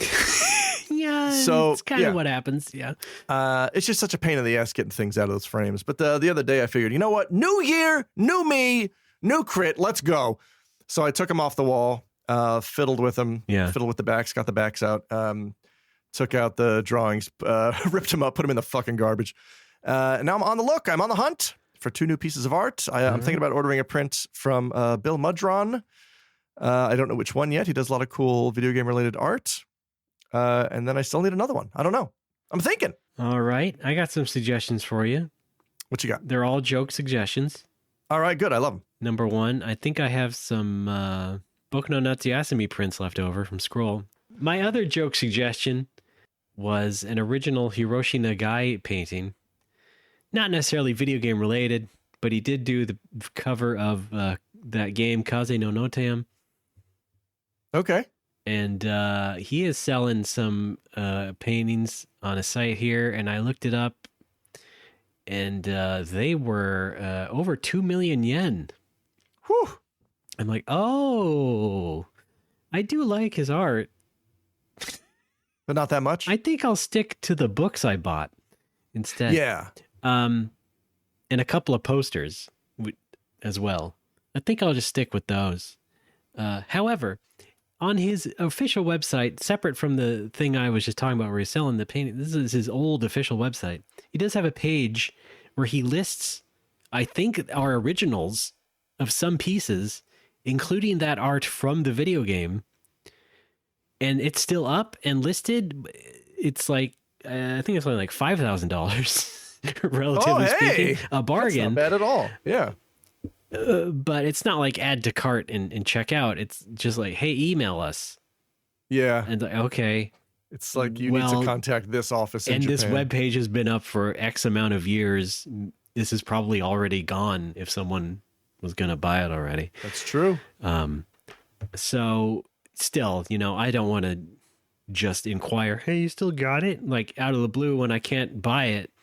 So I need everyone to make me rich and famous in like, a couple months maybe, and we'll see how that goes. I'm working on it. And then maybe I'll pick up one of the other ones from the other site, one of the 2 million yen ones. You got to start streaming more, man. Yeah. That'll do it. It'll do it. Now, just more people buy my 2 very cheap video games, if you would. It's That'd be good too. The value of things is always weird when it comes to rare collectibles. Did you watch the Red Letter Media just did a video on Nuki? Mm-hmm, the Nuki. And they did just a whole thing on VHS grading. And there's a lot of parallels to this in video game grading. Yeah. And the idea of provenance, the idea that these, like, if something has a history and has a widespread kind of meaning or significance, that's going to drive the value up. Because all of this is just made up shit. Yeah. It's what a thing is worth, whatever someone is willing to pay for it. And, it's not again, you don't have to talk about what's worth or what you're buying or whatever. When we go back to what I was talking about with getting rid of the systems and stuff, there are still some things that are important to me, like that Sega set that I'll probably keep. Yeah. And then also, the Famicoms and whatnot.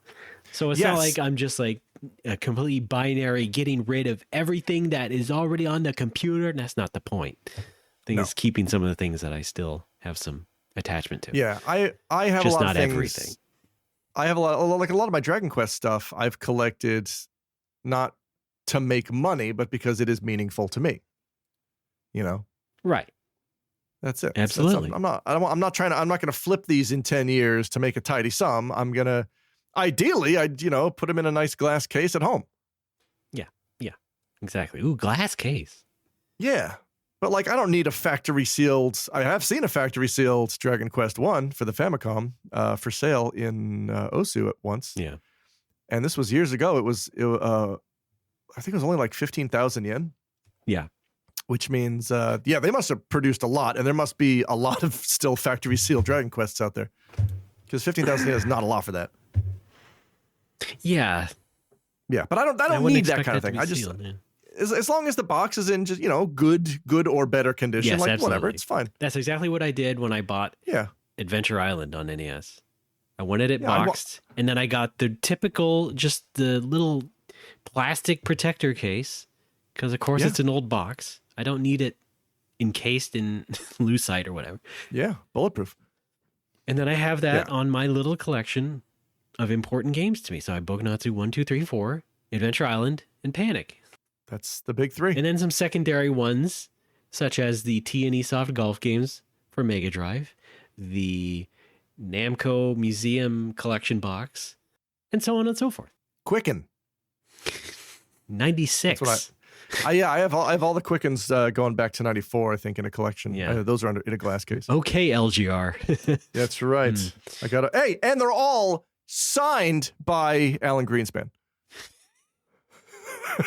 It's pretty good. What a wild collection that would be.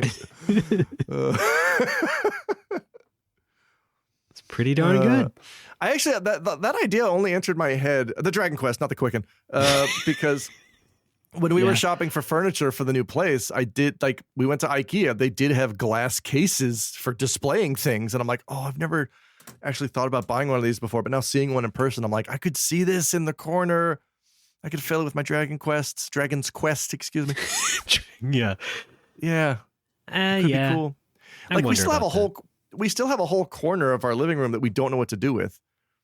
When we moved in, it's the corner of misfit furniture. It's got a desk and an old entertainment unit sitting there, and because we don't know how to use it, I suggested old timey photo studio. Yes. No, we could use the desk. Ruri wants to have a dedicated workstation. She has a laptop. We could set it up there. That'll be her workstation. Because sometimes she has to write stupid reports for work that she hates. Mm-hmm. And for years, she's been doing them by hand. And then I'm like, how about computer? And then she's like, oh, yeah, that's a good idea. Sounds like a computer. Yeah. How about computer? I remember, did I tell you I used to teach English to a high school boy who would always say computer in a computer voice? No.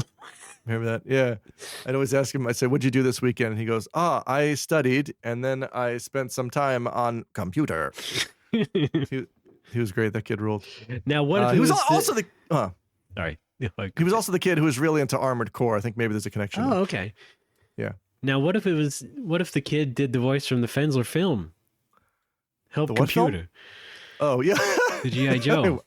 I don't think Japanese high school boys know that. All very right. well. Well, you're there to teach him about our Okay. internet history.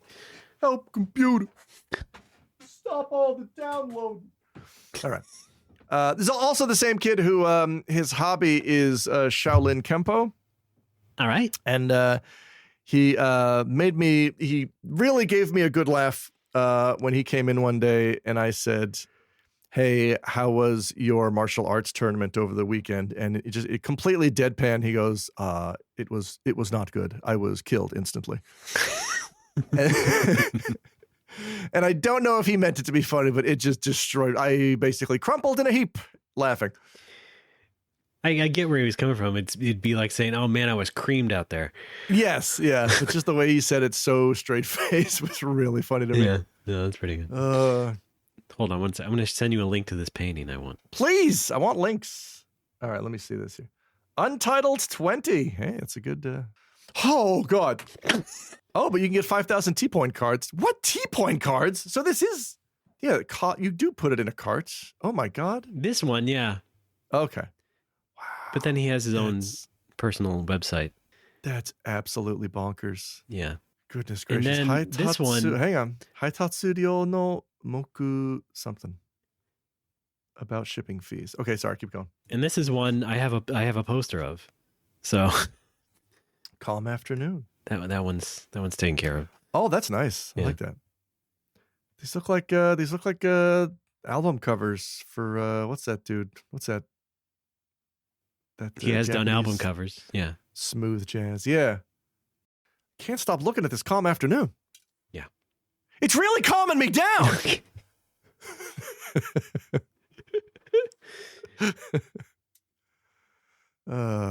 Where was I? Pretty good. I don't remember. I had something to say and I forgot what it was because the painting calmed me too much.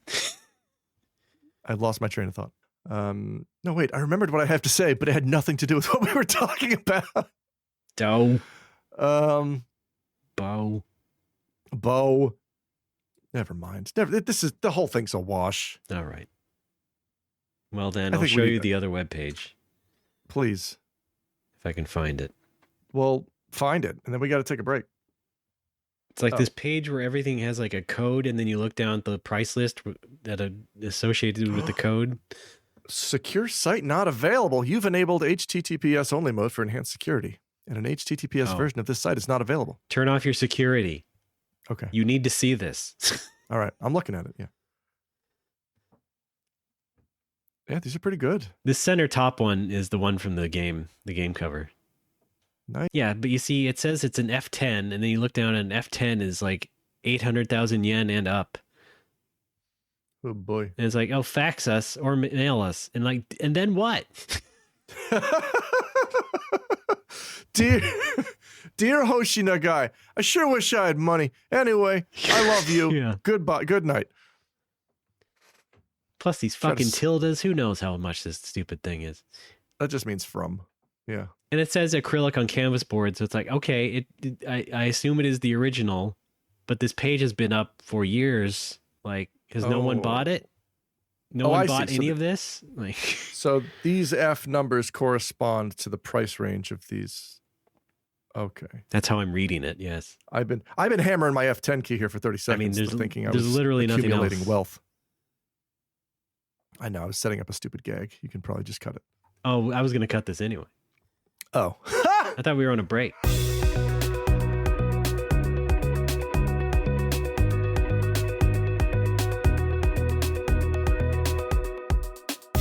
例えようのないバイバイもしかして手遅れだったの再試合しても再開敗因は迷宮入りで帰ってしまえば帰ってしまえば帰ってしまえば Folks, we're back as No More Whoppers. I am Ray. Wait, That did is we take Alex. a break? When did we take a break? Oh, right. You said I forgot. I forgot we were on a break. it was mentioned in passing. You know, these things It happen. was mentioned. Okay, well, can I? I think we need to take another break. We'll be back in a moment. Yeah, I got to pee. I'll be right back.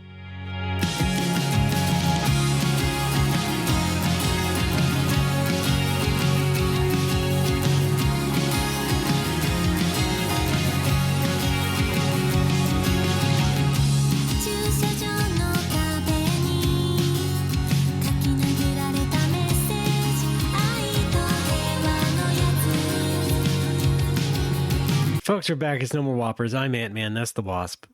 Buzz. We're back for real. All right. Well, voicemail? Yes. Let's do a Fan voicemail. fun. We've got one. Folks, fan fun is here. Beep, Fan fun is boop. now. We do the fan fun. We love the fan fun. We do Hey, some hey. funny fanny things. It's called the fan fun. It's on don't No More appreciate- Whoppers. We got the I don't- fun and fans for you. That's the song, right? Everybody knows it's on Fox. Yeah. That should be our fan fun song. Folks, if you have a telephone, you can open it up. I'll take you through it right now. You open up your phone. You might have to use like a thumbprint. There's a phone icon.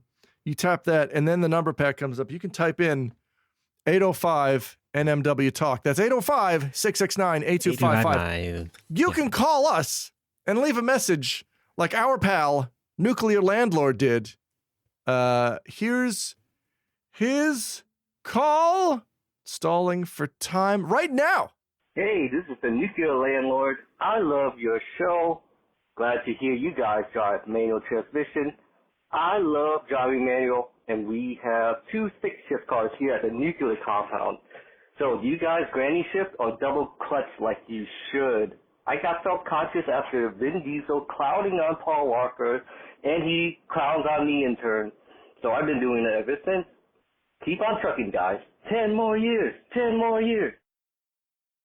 Wow, we did it. Thanks, Nuclear Landlord. When did manual transmission come up?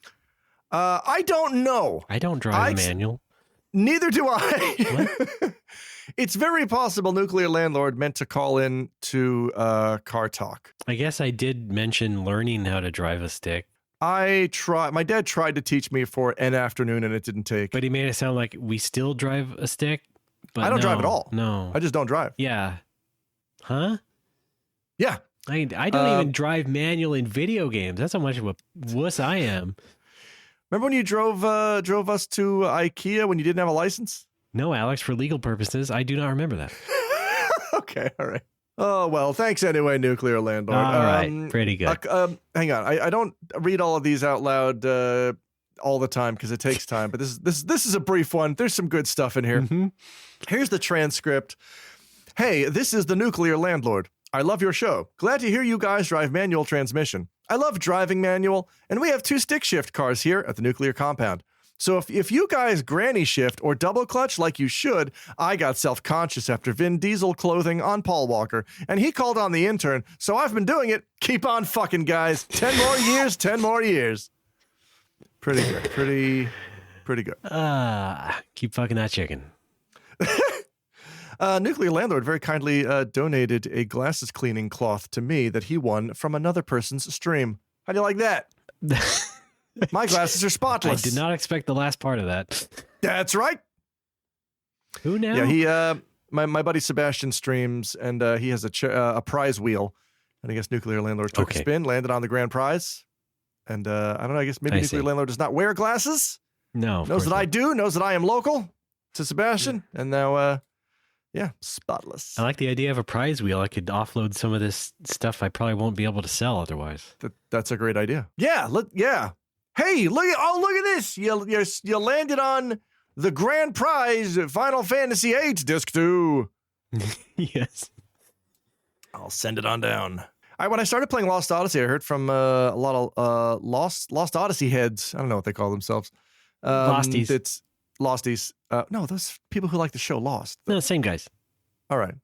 There's a lot of crossover, I guess. Yeah. They were telling me, like, check your physical copy, because more often than not, disc 4 is heavily scratched and scuffed because of the way that it's typically packaged. Mm-hmm. Mine looks okay. All right, good. So come on down to Critical Hit right off the Beltline. Oh, yeah, that's what I wanted to bring up in segment 3. But, thank you, Nuke. Everyone, call the phone, 805-669-8255, whatever. Here's what's going on at Critical Hit. We are no smoking. That's done. Oh, yeah. And so are you in general, right? That's all. Yes. My last cigarette, I want to say, I think it was August 26th. So there's that. Thank you. Literally my last problem with you. So, yeah. Wow. But that can't be true. There's no way that's true. Right, but if you listen to even this episode. Not untrue, but. All right. But yeah, some pricing adjustments have happened. Every drink is at least 50 yen cheaper. Really, that's about it. The only things that got substantially more expensive are the whiskeys that I was undercharging for, specifically Lafroig and Lagavulin. Freugen. Yeah, thank you, Flavin. Lafroig this is brothers. all. Thank you. This is all to say I had some visits from some cool folks. Our pal, the telephone, Mr. Phone, visited for just a very long time. felt like 3 weeks. He may still be there. That's always fun. He may still be there. He always brings me cool gifts. I got a DualShock 4 to help us on my PlayStation. Some other very cool stuff as well. I got a visit from Littlest Hobo again, who is based in Japan, but oh gosh, it's nice when people travel across Japan to come hang out. And then Saturday night, I got a visit from my buddy Greg, who is the head of the English department at Chubu University. He's essentially the chaperone for the study abroad students. Yeah, he was my chaperone when I was a student here. Oh, crazy. Back in 2004. And the new study abroad students are, post-pandemic, they're allowing study abroad students again.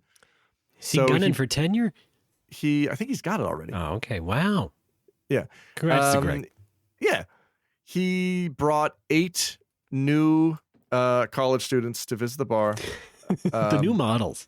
The new model. They're all, yes, some of them are electric, some are hybrids. They were very cool.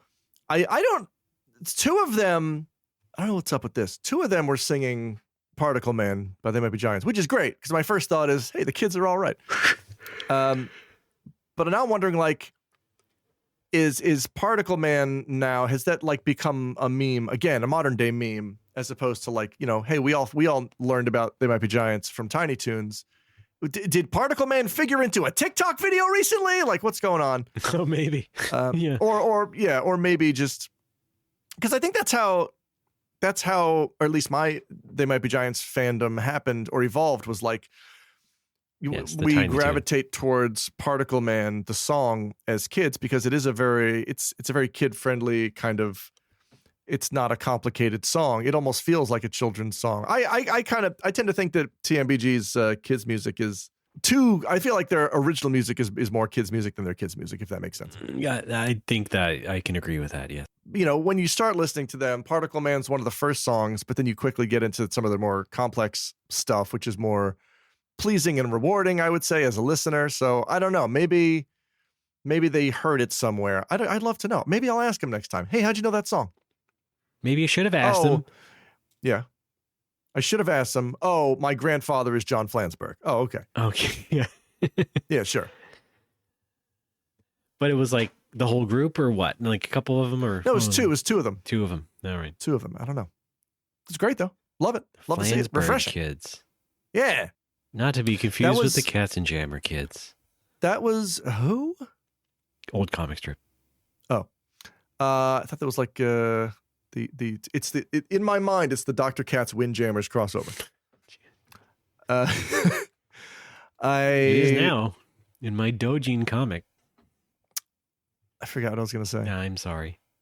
No, it's gone. It's never coming back. Oh, that's all right. Anyway, I hope they come back. It's always nice when Greg brings around the new Chubu kids. I sure wish I had a Critical Hit to go to when I was a student over here. I had no idea what I was doing. Yeah. Yeah, but, I know. You can hear more about our college days in the bonus show, Gold in 16 Seconds. But it did put you where you are now. It did. Yeah, that's the whole reason I live here and do this is because I studied at Chubu. Yeah. Love it. Oh, boy. Yeah. What happened? What do you mean what happened? I'm still here. No, I know. Yeah, right. I love it. I do know what happened, right? I mean, you moved to Japan, so that's what happened. I did. Yes. It's I'm not nice an here. idiot. Okay. I understand what's going on. I choose to believe you. No, I moved. Long time ago. No, you're moving? What? Where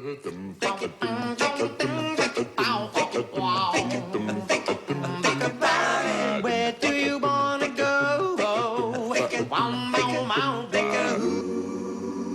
We know him as Crash Bandicoot. Crash certainly is not his real name. All right. What? You're funny. You're funny. Okay, thanks.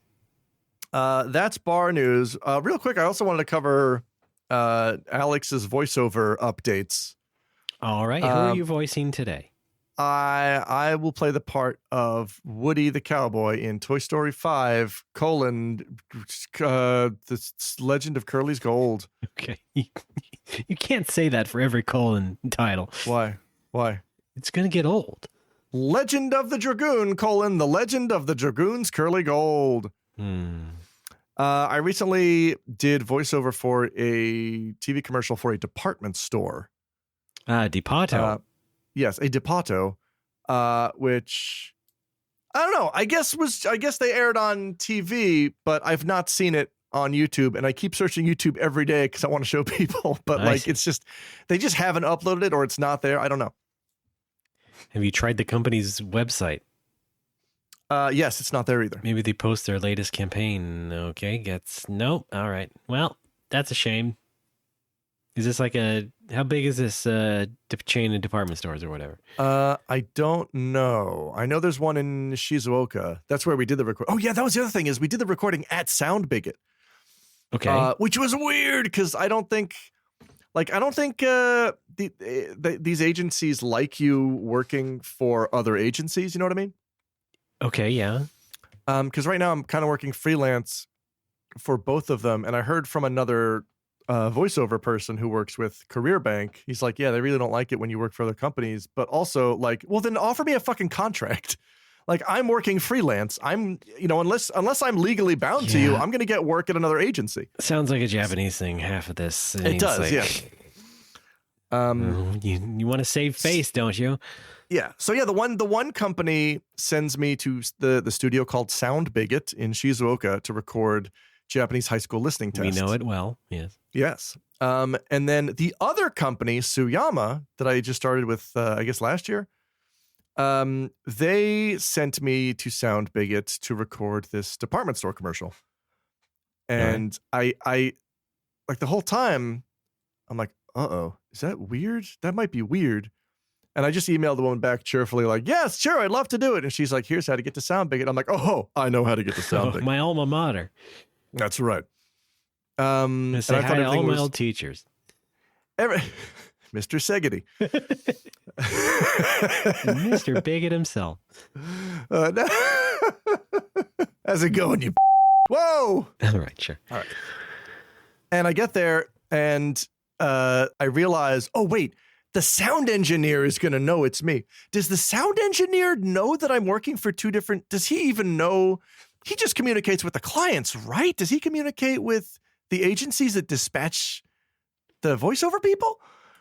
And he could not have cared less. He was just like, "Oh, hey, Alex again. Hey, how you doing? Oh, I didn't. Oh, imagine that. I didn't know you do Japanese voiceover too." I'm like, "I sure do." The commercial was in Japanese. I should mention. Yeah, and of course you had to answer him in Japanese. See, and Mochi Ron. Yes, when they get a foreigner to do a Japanese voiceover, it's can be because they want that gaijin pronunciation, i.e. Tanoshimo. Yes. Or it can be, in this case, which is preferred, it's because there's a lot of English words in the Japanese sentences and they want those to be native. So this country's going to hell in a handbasket. Yeah. Fortunately, I just did the Japanese properly and then did the English natively, and that was fine. But yeah, I've not seen it show up on YouTube yet. They do have a YouTube channel with other ads they've done, so I don't know what the deal is. And then during our break just now, I also got an email from Tsuyama again. They want me to do a TV commercial parody. I don't know what this means. Oh no. But what does this mean? I think it's part of an actual commercial for a local, I don't know if it's local, it might be national, a chain of pawn shops. Okay. Yeah, like if you walk around Japan, oh man, if you walk around any Japanese city, every couple, I have in the Yakuza that's games. right. You will probably see signs for pawn shops, and it's a guy in a suit or a very beautiful woman surrounded by gold necklaces and platinum and Rolexes, And the meaning being basically, hey, do you have this extra shit that's worth money? Come trade it in for that money. Right. And I have no idea what the context is. All I know is they want me to appear in a quote unquote parody commercial for a local pawn shop that actually exists. But I don't know, like, is it going to be a commercial within a commercial? Is it going to be like this is how pawn shops used to be. Sell me your shit, bozo. Like, is that what I'm doing? Because that might be fun. Right. Might be fun. I don't know. Need more details on that one. Yeah, I'll let you know when they come in. I've already decided no matter what it is, I'm just gonna dive into it and just go with it and be goofy. You know, no shame is my motto. So the department store gig. Yeah. How recent was this? That was recorded in mid-December. I see. For a New Year's sale. And the sale, like the commercial included the date the sale starts, and that sale has come and gone. Oh. So I'm wondering if it was just for TV. It may be so ethereal that way that they didn't even bother putting it online. Yeah, because it was for a very, very limited time sale. You said you looked on YouTube. They have a YouTube channel. They do have a YouTube channel. I don't want to say the name of the company, but I'll send you the channel later. Well, I was thinking they probably have it unlisted or privated by now. Oh, really? It's entirely possible, right? If they did, in fact, use it as an ad on YouTube, let's say. Oh, you mean, okay. Potentially. I see, yes. Yeah, I guess. Yeah, but they've got other ads on there that are from time periods that have long passed. Like they have last year's version of the ad public on YouTube. I guess someone was just asleep at the switch. Drunk at the switch. Asleep at the wheel. Either one. Hi. Whatever you want. It's fine. We'll see. I might post it if it turns out that it is actually there and it came out good. But all right. Yeah. Well, Tadoshimo. Tadoshimo! You did that with even more gusto than the original. I know. Not bad.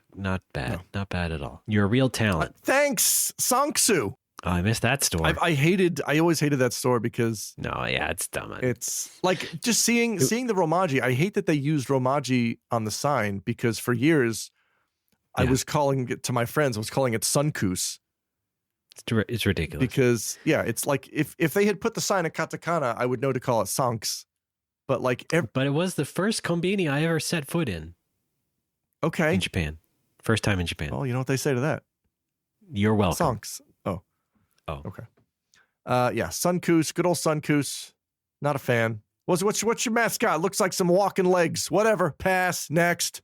It's okay. They're gone. It doesn't matter anymore. Family Mart's still around, right? They got that Family Chicken. They got these chewy pretzels. Of course. Family Mart's eternal. $5. Get out of here. Yeah, Family Mart's pretty good. Uh-huh. They also have I don't know if I've talked about these before. They got the Family Chicky burger. Okay. It feels like a sales, like a marketing innovation that I saw in a Mystery Science Theater industrial. You remember the MST3K industrial about like bread sales? Probably. About like how to order bread, how to position bread in your store to appear pleasing to the customer, like all that kind of thing. Sure, things like that. Yeah, nature, it feels like somebody in Japan watched that video and was like, I think I got it. Because there probably was Japanese versions of that. Because what they've done is if you go to the bread aisle, they have this thing called Family Chicky buns. And it's just it's just hamburger buns with a little bit of tartar sauce inside. And that's it. And what you do is you take that to the counter. And when you do, I don't know if you need to do this explicitly or if it's understood, but you order with that a Family Chicky, the chicken that they do, the fried chicken. Yeah. And then you take them and you put the one inside the other. You've made yourself a Family Chicky sandwich, and it's delicious. And I'm going to get one in about an hour when I go to work. How do you like that? I like it fine. Good. It's a brilliant way to add a sale to, hey, I was in this aisle. I was just going to get a bread, but hey, if I get the buns, I'm also getting the Family Chicky. You're upselling the customer. It's brilliant. Please go. Yeah. Cool. Hi. I love it. What'd you have to say? It's like a McDLT. Yes, it keeps the hot side hot and the rest is whatever. Hey, speaking of convenience store chicken. Yes. We got these things around here called crispy, crunchy chicken, and they usually attach themselves to gas stations I'm hoping. Hang on a sec. I'm hoping, for the sake of decorum, that this crispy, crunchy chicken has not stylized its name by spelling those all with a K. 2 of them with a K. Oh no. Okay. Well. All right. I guess that's fine. Apparently, it is supposed to be Cajun style chicken. Ooh, George likes spicy chicken. I feel like they're just trying to be like, I don't know, Popeyes or something. Sure. But yeah, they are not like standalone restaurants. I believe you open up a stand in a convenience store or something like that. And I haven't yet tried them out, but you've inspired me to give it a shot one more time this week. Maybe do it. We'll see. They sell one of their menu items though is fried chicken skin. Oh, I love that. Yeah, that's actually one of my favorites. Yeah, that's you don't see that a lot of times around here, but that's yeah. That's a staple of Japanese yakitori, Right. and you can buy that. You can buy it at convenience stores, but if I do, I will take it home and then I will put it in my own grill for like another 10 minutes. Yeah, okay. Because they sell it to you. They sell it to you very just flaccid and floppy, and it's just not. It's like it's slimy. It's not really crispy, but I take that thing home. I pop it in my own grill for about 10 minutes until it's just almost blackened. I like it super crispy. It's delicious. But not blackened like, Cajun recipe blackened. No, that's intentionally blackened. You know what I mean? Yeah, right. All right. Anyway, they have like their slogan is something like the country's best chicken or something like that. Not quite exactly TCBC? that. No. Oh. What was I gotta look up the website. What does it say? Oh shit. It doesn't say it on the fucking website. Sorry. Come on. What hit me? It's on the side of the fucking building somewhere. Anyway, I'm gonna try them out. Good, do try it. them out. I love to try a chicken. Love to try chicken. I do. I love that chicken from Popeyes. I tried Popeyes. I didn't love it. I've actually never had it. It's fine. Yeah. I don't see what the big deal was. I'd like to try it though. Like, I think when it comes to fast food, I think my favorite thing might be a fried chicken sandwich. Like more than burgers. I had that fucking Diablo 4 burger. It was disgusting. That's right, you did. Yeah, that's video game talk though. That'll have to be next time. It was spicy. It was like it sounds like we've made an official McSurf and Turf. Here's your But there's different burgers though. Yeah, so you had one of them. Was it the I should have I had the butcher Diablo burger. one? Oh, okay. Yeah. Which was a beef patty and a chicken patty together at last, which does sound good. And like that part of it was, but the rest of it was like I like spicy food, but it was so spicy as to kind of drown out all the flavor. I feel like when something is too spicy, it's like, what's the point of even having a flavor other than this? Because that's all there is. Too much heat. Yeah, Too much heat. Too much heat in food is I don't understand the point of it. It's like listening to a song but turning the music up so loud that it's just noise. Yes. Like you're not getting anything out of this. All you're getting is pain. Anyway, try the burger. Okay. I will. Thank you. Good. Does that about do it for us? I think it does. Okay. We'll talk more about fast food sandwiches some other time. I think that's eternal. I also just very quickly, I picked up all 4 seasons of Bajillion Dollar Properties on iTunes for $5. That sale has ended. It's okay. Thanks. I know. What are you getting at? Go ahead. No, I was going to talk about it briefly. Is that okay? No, I'm just kidding. Go ahead. Then let's close the show. I'm sorry. I messed up. Go ahead. Hi, Ray. Hello. You know what? No, let's sit here. Let's watch your Mr. Belvedere tape for the 7th time. It's gotten worn out.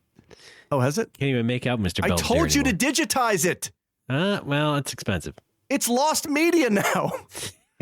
We talk about that on Golden 16 Seconds. Yeah. No, I knew Bajillion Dollar Properties was a Paul F. Tompkins joint because he would mention it a lot on Comedy Bang Bang and the like, and Threedom. And he's very good in it. It's one of those shows. It's semi-scripted. It's a lot of improv. But it's not like I kind of wish it was scripted. Okay. Because I think it is full of very funny people. It's full of very funny people who I don't think do improv. Oh, like us. Yeah. I feel like if you gave them a script, they could do wonders with it. But I think it's just, well, no, Jason Mantzoukas is funny, and he's only been in one episode, but he is a funny guy. All right. Everyone else, I don't know. I've never seen them in anything, I don't think. But yeah, it's not grabbing me. I'm going to keep watching it. I paid $5 for 4 seasons. You can't beat that price. Nope. Also, I figured out the PS4 does have an Apple TV app, so I'm actually watching it on a television. All right. Not bad.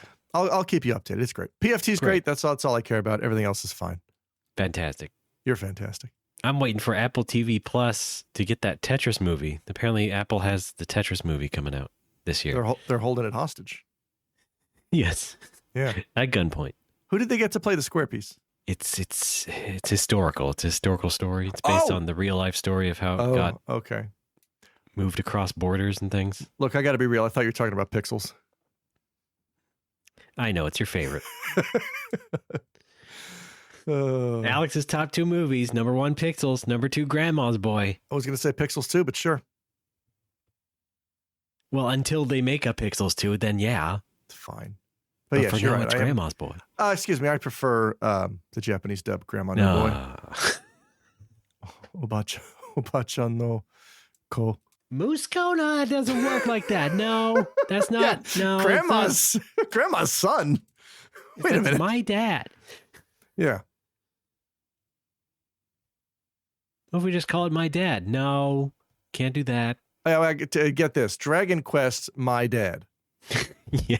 Like Dragon Quest, your story. God, I'd like to forget that movie. I mean, don't mind. I like that it tried to do something different. I just wish that something different was good. It tried to do something different, and they also fumbled at the 50-yard line. It had the opposite problem of the Hobbit movies, where the Hobbit movies was taking a story that wasn't that long and stretched it into 3 movies and added new characters and shit. Yeah, like DQ5 should have either been 2 movies or like a TV series. Yeah, because they had to cut out so many core moments from the game. It just became a best of, like, yeah, that was in the game. Oh, they forgot this. That was in the game. Well, they left out these scenes, and it just felt like, what's the point if you're not going to do, like, it's a really strong emotional story, and you're just kind of shortchanging it by cutting half of the moments. Yeah, except all the really emotional ones. Yeah, that's the thing, is that it was like, because it was mostly those, and you didn't get many of the smaller ones. It felt unbalanced, like, emotionally. Yeah. Well, anyway, Bianca's English voice actor, though, was super great. Sorry, I just want to say that. Fantastic. Don't watch the Hobbit movies, though. Here's my advice. It's a book. It is a book. Read that book. My opinion of Dragon Quest: Your Story. Hot ass. Yeah. Hello? Yeah. Hello? Hello. Hi. Yeah. Paisley. All right. Here's what you do instead. Play Dragon Quest V. Yeah. Available now on, phone. I mean, look, if you can swing it, if you know Japanese, get the PS2 remake.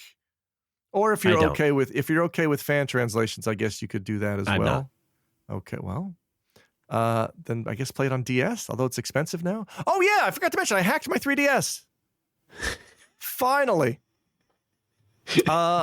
On the advice under the wire. On the advice of I think it was Arby's for the Bras, and our pal Maddie as well was very vocal about that hack 3DS life. Yeah, I probably told you to do that at 1.2, but you probably told did. me to fuck off. So. But like, it's here, folks. Here's how easy it is. I did it. Okay, I traditionally have extreme difficulty and bad luck when it comes to tech related things.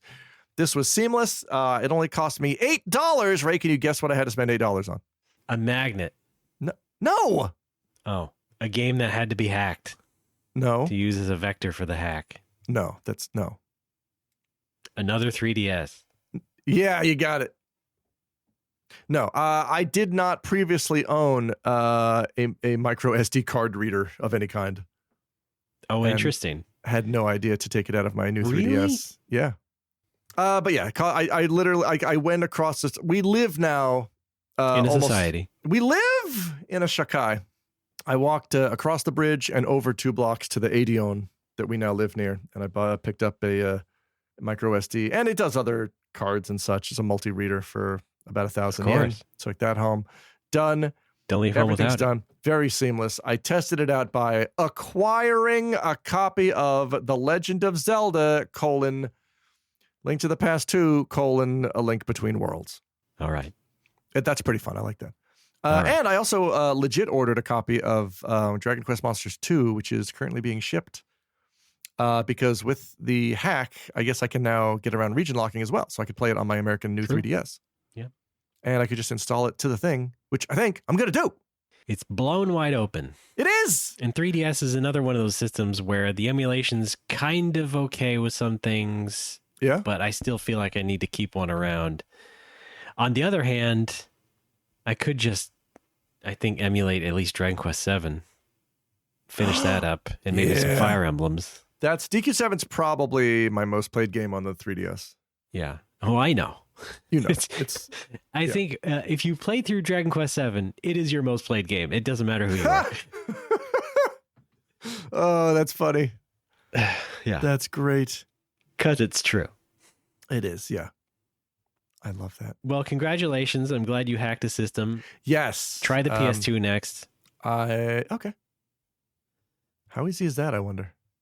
Well, half easy. You have to acquire or make a hacked memory card, but after that, it can be easy. Like, here's my thing. I don't want to have to fuck with soldering anything because I don't own an iron. No, you're not soldering. Okay. Many things are solder-free these days. Okay. Good. Then I would like to do that. I would like to take a... What? So it doesn't matter if the PS2 disk drive is busted and can no longer read disks? Does that matter? No, the entire point is you're loading it through the Ethernet port. Right, but that's what I'm saying is I don't need, like, none of this process involves reading from a specific disk. I apologize. Yeah. Well, it depends. Basically, if you want to do it all by yourself, you'd have to get a copy of Agent Under Fire. Excuse me? 007 Agent Under Fire. Oh, shit, I have one! I think I have that at the bar. Okay, well, hopefully it's working on the Japanese version, or if anyway. Wait, no, I have the American version, North American version. Okay, you're good. Okay. That's incredible. Wait, it might just be Nightfire. Oh, I hope I have both. I know I have two. I have two. Hang on. I have two 007 games on the PS2. How many were there? A couple, yeah. Nightfire and Agent Under Fire, and like From Russia with Love. And oh, fuck. All right, I'll check tonight when I go to work. Here's the funny thing. Agent Under Fire is a hack vector for both the PS2 and the original Xbox. What? So to soft mod an old Xbox, I had to get a copy of Agent Under Fire. Oh my God. And to God. soft mod, and to make a memory card for hacking my PS2, I had to get Agent Under Fire. Wow. Is it based on the same, like, oversight? Or exploit? I don't remember exactly. It's pretty similar. Yeah. Okay. That's I think it fascinating. is some sort of save bug. Yeah. I love it. I think the general, if I remember correctly, of course, you could go look this up later. I'm gonna. But you have to complete it like the first stage first. Oh, no. And then the way it loads it in the menu fucks it up and it loads an exploit. Well, time to get good at Agent Under Fire. You don't have to be that good. Oh, good. Thank God. All right. Well, can you just link me to the guide that you used and I'll do that? If I remember what I had used years ago, sure. All right. Okay. And I'll if anyone find you listening, something. yeah, never mind. All right. I don't need to be. Thank you for listening, everybody. Thank you very much. Whoppers. Yes. Oh, wait, one more thing. Very important. I guess I'll plug my Twitch up front today simply because starting this month, I am now donating half of all my Twitch revenue to Tell Japan, which is a Japan-based charity for mental health and support for foreigners living in Japan. That's me. Provides a mental health network and support system in a country where that's not terribly common, especially if you don't speak Japanese. Okay, great. Yes, and I'm actually... So somebody reminded me that, like, you can go on Twitch and you can officially choose a charity, and Twitch will not take a cut, and the charity will get all that money. And I contacted someone from Tell Japan to ask about this, and we both figured out, Twitch can only do that for charities that are either based in Japan or have a U.S. presence of some kind. And Tell Japan is very specifically a Japanese charity. Although the representative from Tell said that they do a lot of international charity work through an organization in the UK, and they might have, there might be a way to do it through Twitch. We're going to find out. Anyway, regardless, half of the Twitch money is going to that. So if you're in Japan and you're overwhelmed and your brain feels broke, you can talk to these people. It does. That's that. But that's unrelated. That's unrelated. Brain good, brain healthy. That's the goal. No, actually, it's not unrelated. But yes, I cannot really partake of their services. No, I'll figure it out myself. It is I realize it is a very specific charity, but also it's just something that I feel like those are some of the best ones, honestly. Yeah, something I think that foreigners in Japan kind of need if you're here for any amount of time. I mean, it could be culture shock related, it could be work related, it could just be, maybe you're dealing with your own identity stuff. Like Japan's still not very open about any of this kind of stuff. Some people in Japan are, of course, but by and large, society is still kind of like, nope. Anyway. Fantastic. Okay. All right. Ending the show now. Let's do it. NoMoreWhoppers.com is the website. We got everything you want about us. No, wait, that sounds bad. That's, about the show. For example, our Patreon page, you can find a link there, but it is patreon.com/NoMoreWhoppers. You can donate $1 a month to be a gold subscriber, or donate $5 a month to be a golder subscriber, and get the show ad-free, but also our special bonus show for right now, Gold in 16 Seconds, where this upcoming episode is basically not at all related. No, Ray, no, I don't want to tip the hand. I want to keep it. I want to keep it a secret that the bonus show is now like it's us talking about our personal problems and not about the movie. There you have it. All right. Yeah, that's Patreon. Our Discord server is a place to go to. You can find that linked from NoMoreWhoppers.com. It's a public server. No Patreon required. You're good. Just come in and say hi. The phone number, of course, is 805-NMW-TALK, 805-669-8255. Come and say something about the cars we drive or not. Alex does not drive a car. I do not drive a manual transmission. I drive a very automatic electric car and a pretty automatic normal sedan that takes gas. Thank you very much. Your comments welcome. Merch, shop.spreadshirt.com/NoMoreWhoppers. We sell shirts, buttons, and stickers based on our logo and other things. We do. It's 2023. We've done the show for now over 10 years. We have not changed the merch styles really at all. Will we change them this year? Time will tell. Twitter, No More Whoppers. Something got posted there maybe some year. Who knows? Twitter's not really doing it. You know what I mean? I do. So, hey, at least you're listening to us somehow, right? Yes. I'll tell you what. Let's do some plugs right now. I'm on Twitter as RDBAAA, but also Mastodon and co-host in some other places. Alex, you are what? Me too. I'm Patui on Twitter. That's Pitohui. I'm also Patui on co-host, I think. Not Hooded Patui, but Patui. I only have one post laying out the charity stuff, which I just went over. But I'd like to get back into blogging and do it over there. That would be nice. Blogging. I'll stick with Twitter until it becomes absolutely unusable. But I think right now it's we'll see. Yeah. You can also find links to all my stuff at patui.org. Links to the aforementioned Twitch, Twitter, voiceover clips. Hire me to do a birthday video for your granddaughter. Cool. I'll do a parody commercial for a local pawn shop if you want. Or national pawn shop. Or national. Let's take this thing global. Let's do it. That's about it for me. Don't forget to visit Critical Hit, the bar right off the belt line. We got new rules. We got no smoking. It's a lot more. Oh man, it's so nice. Come on in. Let's play some. I want to watch you. I can finally visit. I want to watch you come in and drink 3 beers and play Shinobi on the PS2. Me? You or anybody? Anybody, but okay. Especially you. All right, fine. I can't wait. I'm hoping to finally go to Japan before you close the bar, so, time will tell again. Yes! I know I said that already, but I'm still telling. bar's going to keep going for at least 2 more years. We'll see. Okay, well. I want to hit 10 years. That's my goal. I want to hit at least 10 years in business. Call it, and then we'll see how I feel. Yes, it's been 8 years. I do want to add. I was talking about all my social media things.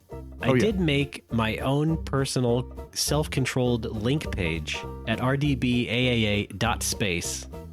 Instead of Linktree, there's this thing called Little Link Custom, and it's like an open source version of a Linktree page. Oh. And I set it up on a server and everything. I still have Linktree. I mirrored it on Linktree, but Linktree's, I don't want it. I'd rather have something I can control a little bit better. So I did that. If you want to find any of my links to any of that social stuff or other fun things that I do, rdbaaa.space. There you go. Go there. Find out more about our pal Ray. Yeah. And I'll set one up for Alex if he pays me. I'm good. All right. Well, anyway, buy my games, Blast Rush and Mash Gadget. I actually updated Mash Gadget recently. I think I mentioned this last time. Yes, you did. I played it after the update. Fantastic. How did it work? Fine. Good. Nobody else will test it. So okay. We just flying blind. So I'm glad it worked. I mean, look, if you absolutely, I mean, he's gone now. I was playing it on phones, Mash Gadget or Play Date. Yeah. But if you absolutely need to know, you can always ask him because he's got it. It's okay. I think we're good. All right. It was just a little update to add a Japanese translation to the thingy. Cool. Nihongo. You can switch the little instruction manual when you push the menu button. You can read it in different languages. It's really neat. Tagalog? No, just 2 languages. Oh, Japanese and French? English. Oh, cool. C'est cool. And you can find those things at my game company site, bipedal.dog. /works/mgd. Oh, I was going to say, I thought you had to add /index.html. No, it did a long time ago. Damn it. Just trying to help. What are you getting at? What's your aren't we forgetting something? What's your end game, Alex? The Stones. What? Can we move it along? I'm making the wrap it up motion. Done.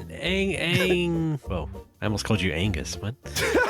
Alex, thanks for being a good sport. Anytime. We've been here long enough. Everybody else, keep your nose clean. We'll see you next time. Gold subscribers, stick around till after the show. We will finally tell you where exactly in Oklahoma we buried the money.